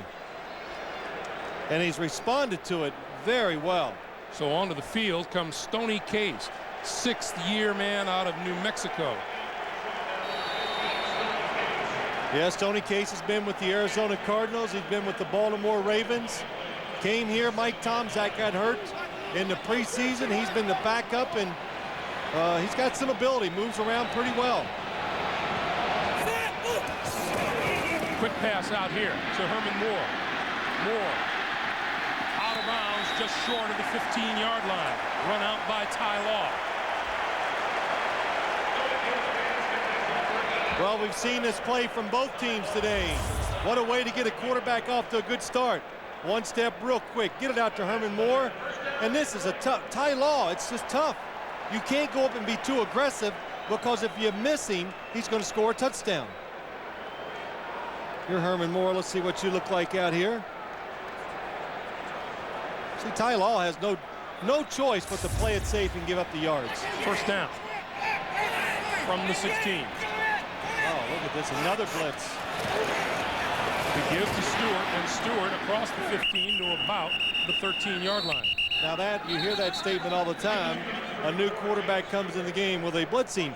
Most of the time it's not true. The Patriots, this is true. They're coming after the quarterback because this is the first snaps of the game. Clock continues to move up on 13 minutes to play in the fourth quarter. And saw Charlie Batch walking along the sideline. Yeah, he's saying, okay, get me in. Well, Case is going to go at least this play. Second down and 7.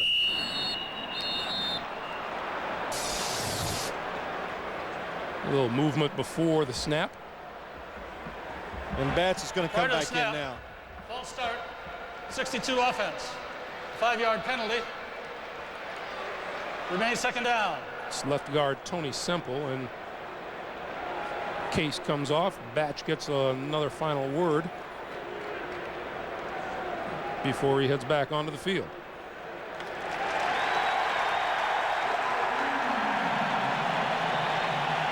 Well, we talked about it earlier. His knee injury, surgery in June, missed all of training camp, played in the final preseason game, but really didn't have much until lately, the last couple of weeks, when he says he's begun to feel healthy for the first time. He stands in there, over the middle, complete to the end zone. No touchdown call. Down at about the half-yard line is Cedric Irvin.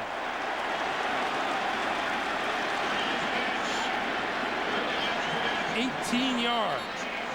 Nice play by the Detroit Lions offense. Well designed. Look what happens. You're going to see the tight end in your screen. He comes through. Second man through. Makes it tough on the defense to cover. And short of the end zone. Cedric Irvin has not scored a touchdown this year. And he didn't get one there. Oh, he's down.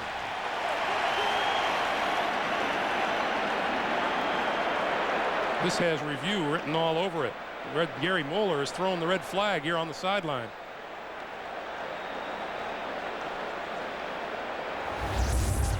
Let's take a look. Again, nice design. Good job of stepping up by Charlie Batch.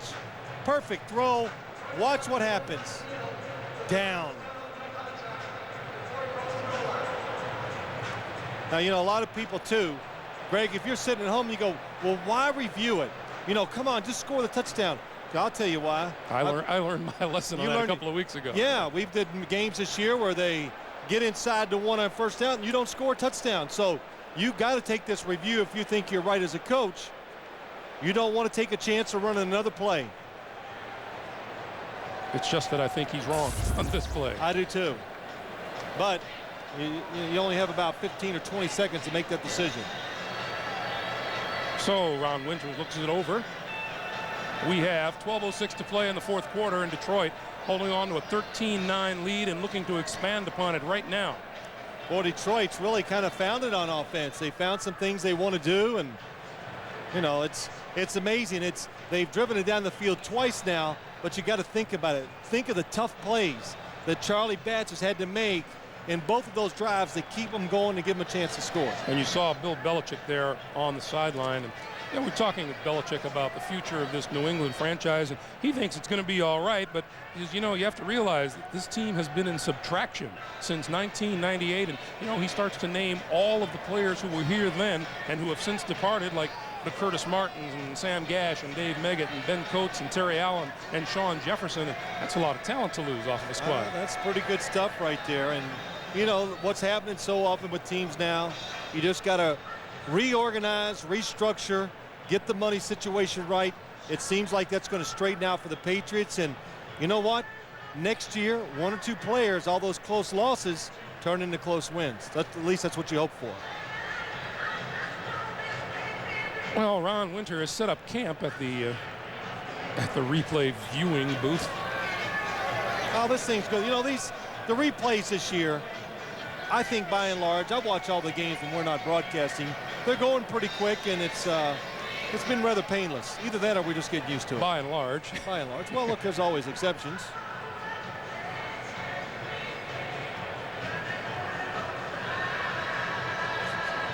$59 of 167 plays have been overturned this year via the replay. Tell Ron, you got to jog now. Let's go, babe.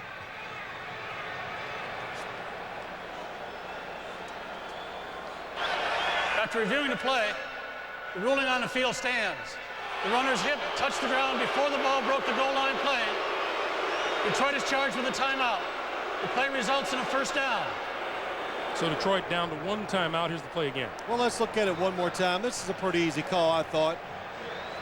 As he goes down, the football is not across the goal line. So the ball is 1/2 yard out. First and goal for the Lions.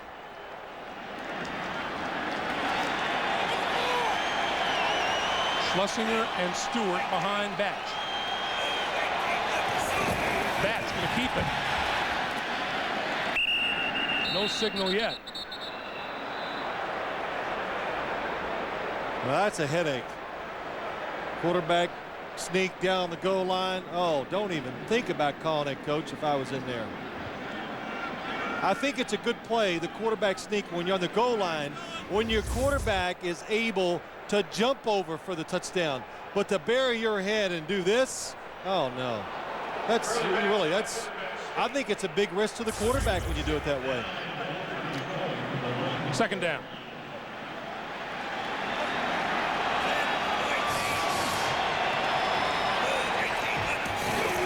Stewart leaping into the end zone for the touchdown.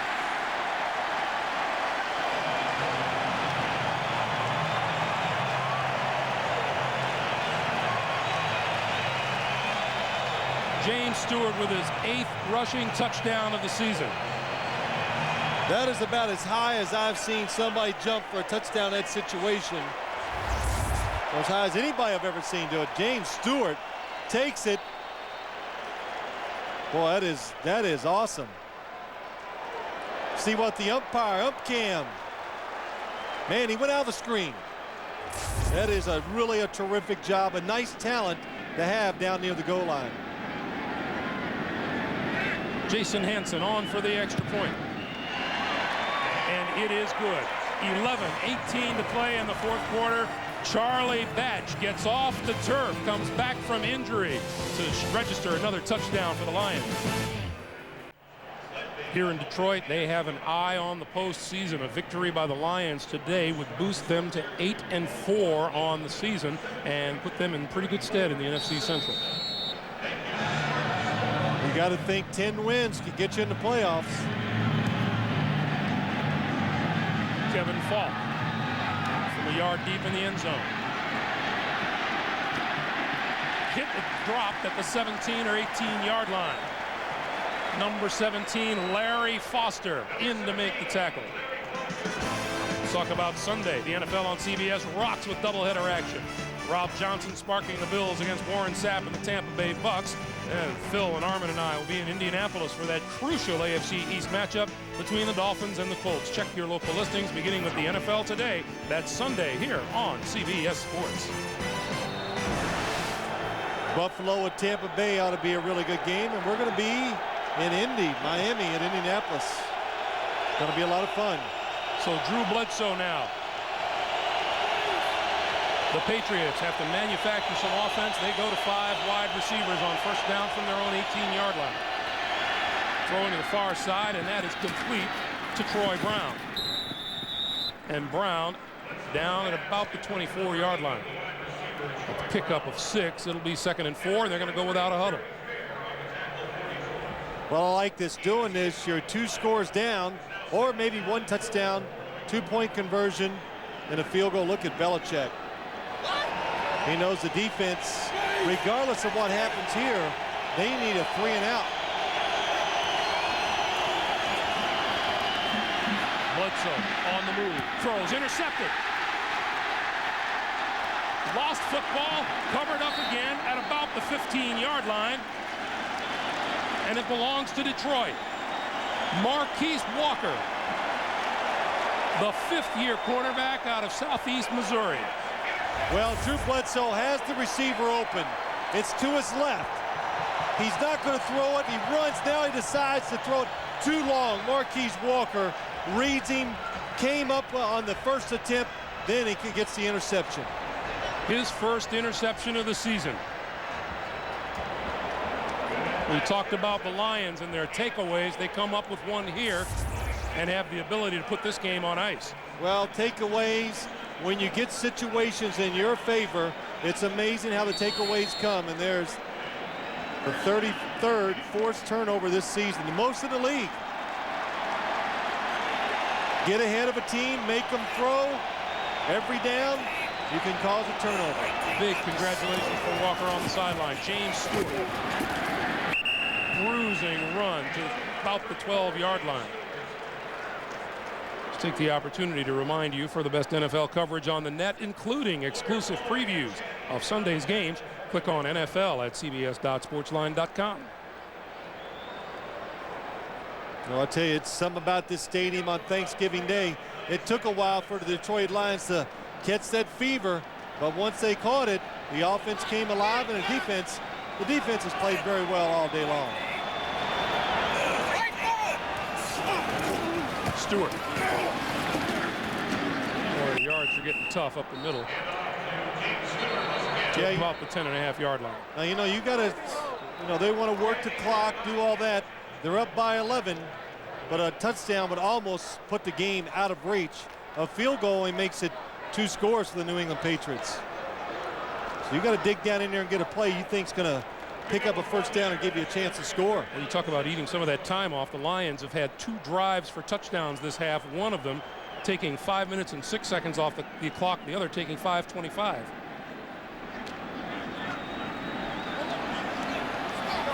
We come up on 9 minutes to play, 3rd and 5.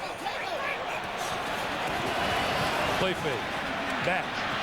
Gonna run it to the 5. Touchdown.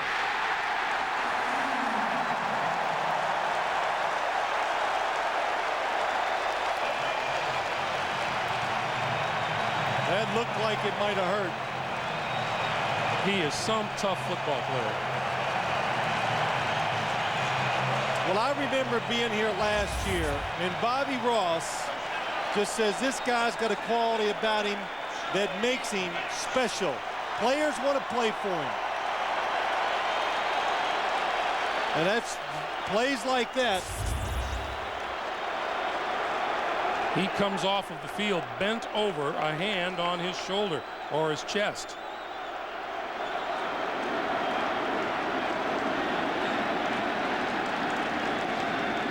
Jason Hansen for the extra point. It is good. Well, the Lions draw inspiration from Thanksgiving Day. They've also drawn inspiration from Charlie Batch today. They lead it 27-9. Back at the Pontiac Silverdome, 8:55 to play here in the 4th quarter. And Kevin Falk deep as you see Charlie Batch on the sideline. Boy, what a day's work he's put in here.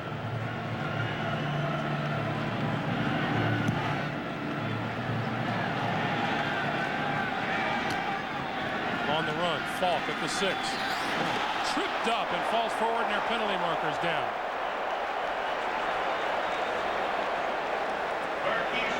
Lions seem to feel that it's on New England. Don't leave your feet. It is on the Patriots. Kevin Falk. Let's see, he's going to take, oh boy, leaves his feet, and when you go up in the air like that.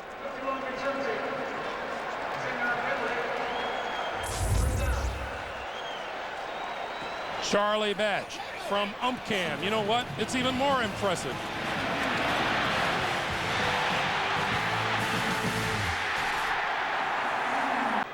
We want to remind you of the Subway postgame show. Jim, Mike, and Craig have a complete recap of the game here in Detroit. Phil will present the All-Iron Player of the Game award and make someone's Thanksgiving complete.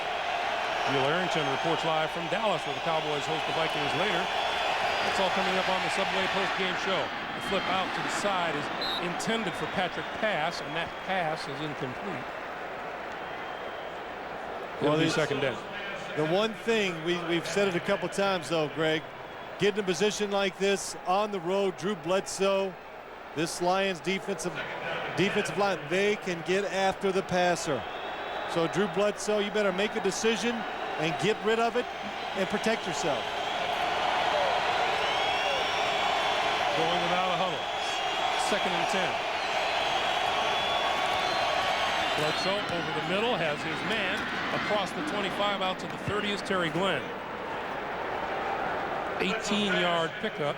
Patriots this half have started drives from their own 14, 21, 18, and this one began at their own 12-yard line. That's not the optimum way to play offense. Quick pass, caught, dropped, incomplete. Shockmain Davis had it and dropped it. The officials say that is an incomplete pass. Lamar Campbell applying the hit.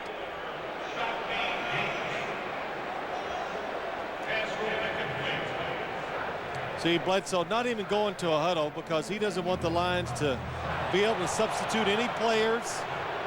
Just try to keep the pace fast. When it's fast, sometimes the defense can make a mistake. Bledsoe. Penalty markers down as that pass is out to Terry Glenn across the 45-yard line. And that's Terry Fair again.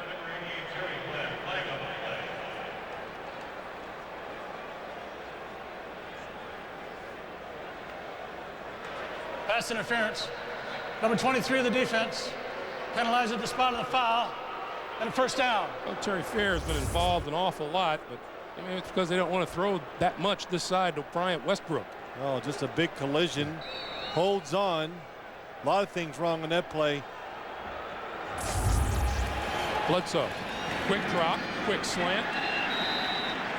And number 39, Lamar Campbell with the hit on Terry Glenn. You mentioned Bryant Westbrook, Phil. You know, there's a ball player who's turned his life around this year. Bryant Westbrook, number 32. Him and Terry Fair have been the biggest improvements to this defense, I think. But, Greg, you're right. Struggled in the past years. Had a little trouble with the law, a DUI back in June. That pass falls incomplete, and there's a marker down. We got a roughing the passer. That's number 67, Travis Kershke, in on Bledsoe. But just to go back to Bryant Westbrook, though, turned his life around, quit drinking. He says, you know, I just grew up. I'm going to become a pro. Takes care of his body now. Roughing the passer, number 67 defense. 15-yard penalty and a first down.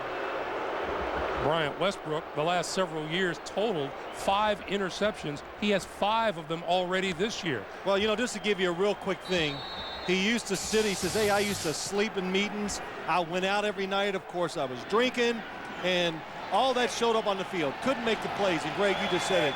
Now in shape, paying attention, watching film, and he's become a really very productive player.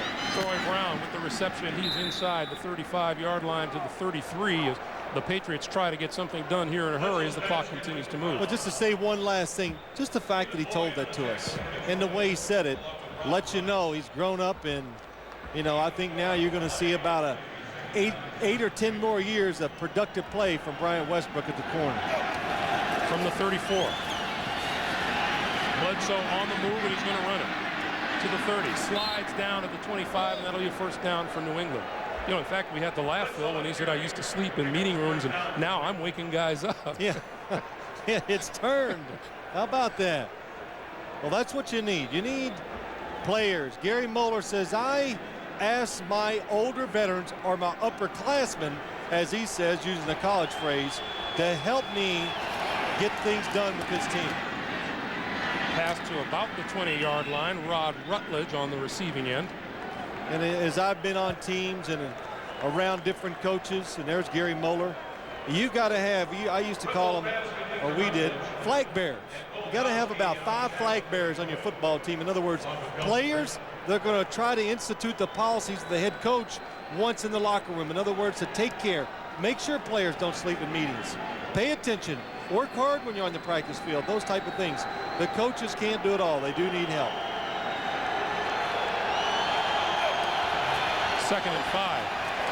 Bledsoe pumps twice, now rolls left. He's going to keep it and run for it, and he's out of bounds before he gets there. He is about a yard short of the first down. Charlie Batch, we get word, has bruised ribs and will not return today. But you know what? He's done his work for the day. Boy, he did. He had a nice day. I tell you, very productive and timely, and just the way he went about it. When the opportunity was there, he made the plays, and then when it wasn't there, he made it up a couple times, hanging in the pocket to get the touchdown throw, and a couple huge scrambles that have been the difference in the game. On 3rd and 1, Bledsoe to about the 11. You know, the other thing, too, is we see Drew Bledsoe on the quarterback sneak. The one thing I've noticed about him this year that I haven't seen in the past, he's much more active as a quarterback. Not afraid to run out there, pick up a couple tough yards, and he just has, I think, a better sense when the play is dead, give it up and move around. Bledsoe 4 carries for 27 yards. Going to run this one up the middle. Penalty markers are down as he goes down at about the 8-yard line. Now, as I say that, let's don't get carried away with this running thing. Because when you look at Drew Bledsoe, we'll wait for the call. Offside, 94 defense, a 5-yard penalty. That's remains first down. Luther Ellis. But talking about Drew Bledsoe, you know, you talk about the future of the Patriots. It's going to include this quarterback, big contract year.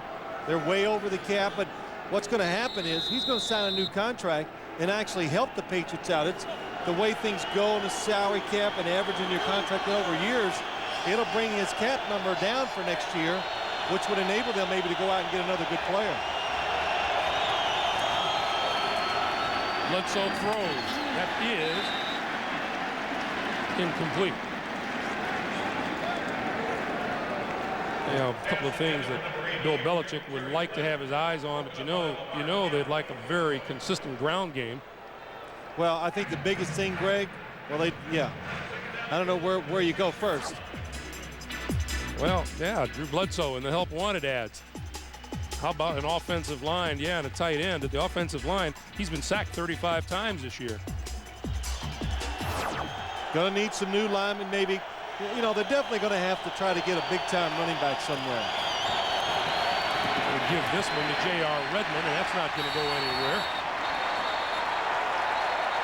But in the league, as we said earlier, in a league where there is a tremendous number of playmakers in the league now at the wide receiver position, even the running backs, the Patriots are short in that category. They need a difference maker at the tight end or a third wide receiver. And as Bill Belichick said last night too, they need a dynamic front seven defensive player, either a defensive lineman or a linebacker. And when you say that, you mean somebody that can rush the passer. Make plays. If you can't rush the passer in the NFL, you are not going to win. And we get a timeout on the field. Bledsoe burns his second of 3, and we'll be back.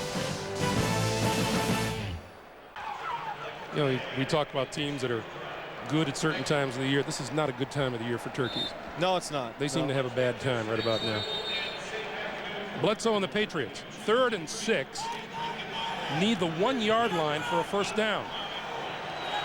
Patriots running backs have 39 yards today. Bledsoe has 27 running.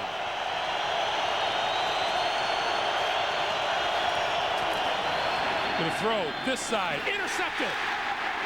Bryant Westbrook down the sideline. Gets the block on Bledsoe, and he's going to go.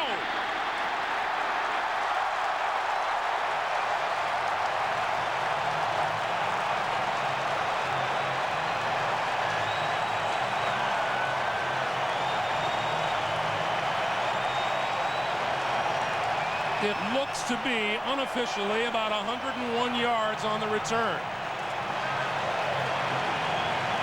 Boy, that was so reminiscent of Lawrence Taylor taking one back. It was actually on the other side of the end zone, but a pass thrown by a quarterback in the flat, under pressure.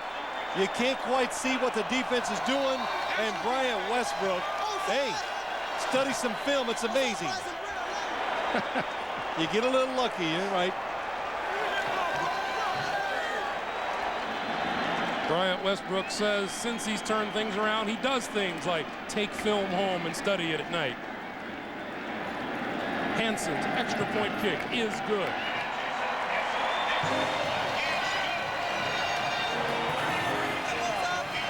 Well, it's a blitz by the Detroit Lions, and anytime there's a blitz, quarterbacks know, got to get rid of it quick. Watch, he throws off balance. There was a defender coming free, and Bryant Westbrook, he knew there was a blitz, and what made this so easy for him hey, the receiver's not going to run by you. You're down near the goal line. So he takes the chance at the right time and gets rewarded with a touchdown. Lamar Campbell getting in Bledsoe's way. Can't get there for the tackle. It is now officially a 100-yard return for Bryant Westbrook. And, you know, it just comes back. You know, it's preparation. That's what really allows these players. You know, Larry Peccatello, the defensive coordinator, said it. You know, when your players really prepare, it just greatens your chances to get turnovers because they get just that little bit of an edge, a little jump, and that's all. In the NFL, we're talking about the difference between winning and losing. It's so small, so why not give yourself that edge?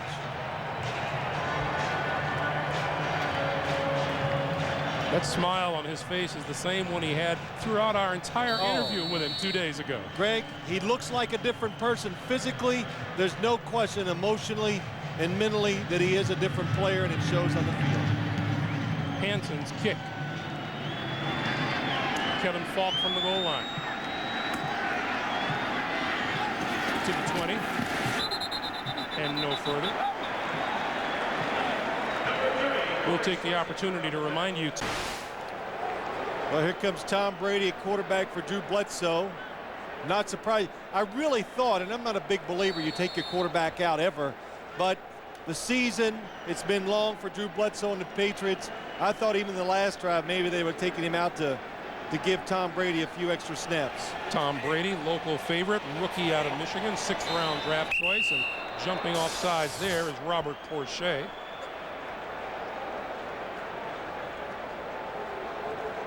Bryant Westbrook out of the University of Texas.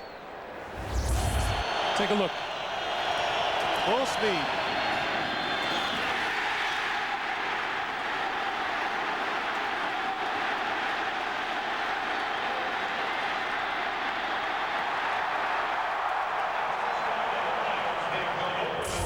Wow, he knew that when he caught it, he knew it was gone. 6 interceptions on the year for Westbrook. He's trying to make a late surge to get the player of the game, the all-iron player. Saw Drew Bledsoe. Brady hits his man in the head. Hit J.R. Redmond right in the helmet. Now, you know, if I was Charlie Weiss, which I'm not, but Tom Brady coming in, let me tell you, this kid's nervous. That's his first pass of the season. He is nervous.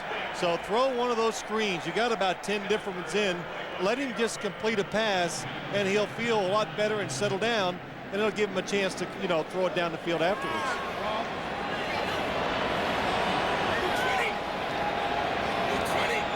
It is a 2nd and 5.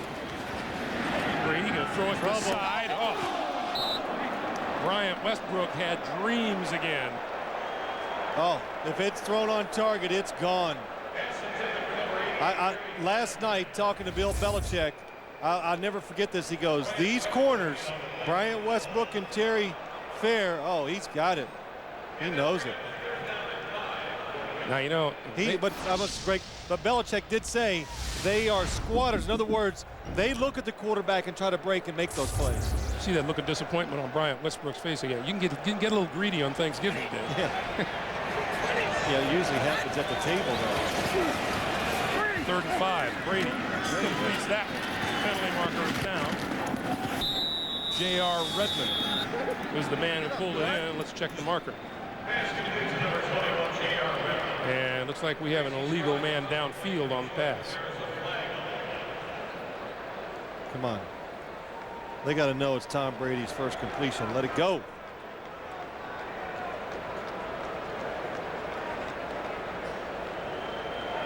A little discussion down on the field.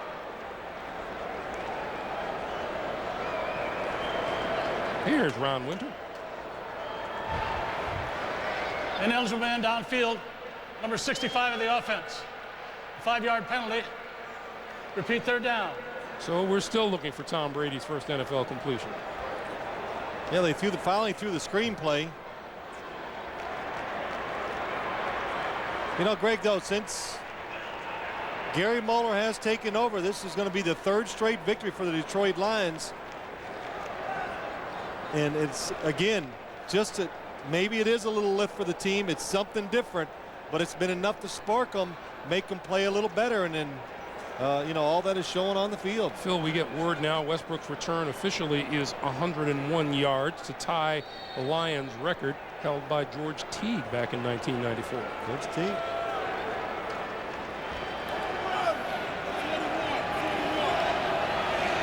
Third and 10.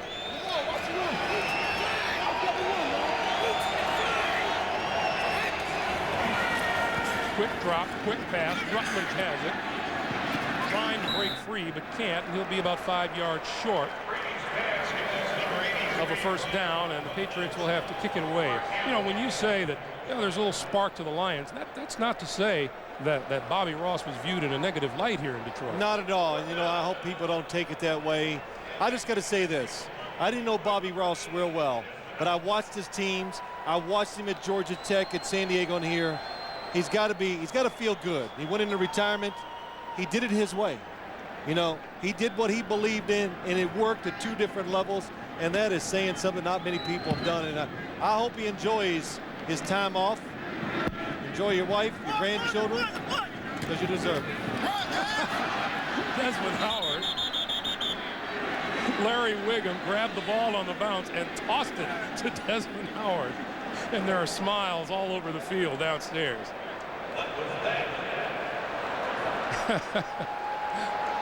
We remind you, coming up on the Subway postgame show, Jim, Mike, and Craig, a complete recap of this game. Phil will present the All-Iron Player of the Game award, making some lucky player happy on Thanksgiving Day. Jill Arrington has a report live from Dallas, where the Cowboys host the Vikings. And we've cooked up the NFL Plays of the Year for your holiday enjoyment. That's coming up on the Subway post-game show. And here's what happened on that punt. Larry Wiggum with the ball. Here, Desmond, and now look out. Oh, look, he could.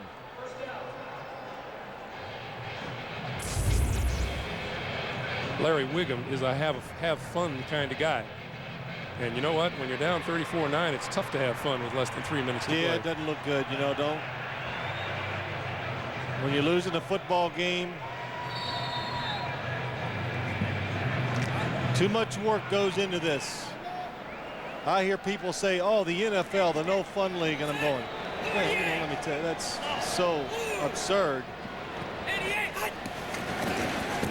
Stoney Case in at quarterback. And the ball to the 28-yard line. Cedric Irvin, the 2nd year back from Michigan State. And there is Charlie Batch on the sideline. Boy, he's got to feel good. This has been quite a turnaround for Charlie Batch the last couple weeks. Tell you, it really shows you, no matter who you are and what position, you need training camp. You got to get in football shape, get conditioned to play in these games, and he is really rounded in form at the right time for the Detroit Lions.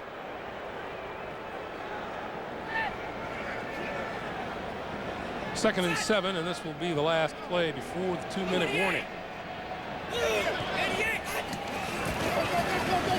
The pitch for Irvin, cuts it back across the 30 out to about the 33-yard line, and that will be the last play before we hit our 2-minute warning.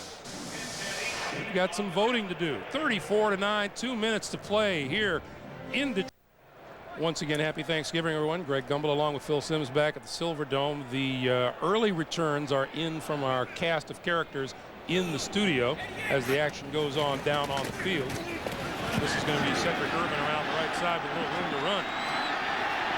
And Cedric Irvin goes down after a big gainer. And, it's lucky for the guys back in the studio that we happen to agree with their voting pattern, and we've decided who the all-iron player of the game is. I like the way you said it, the early returns. Who do you think you are, Dan Rather?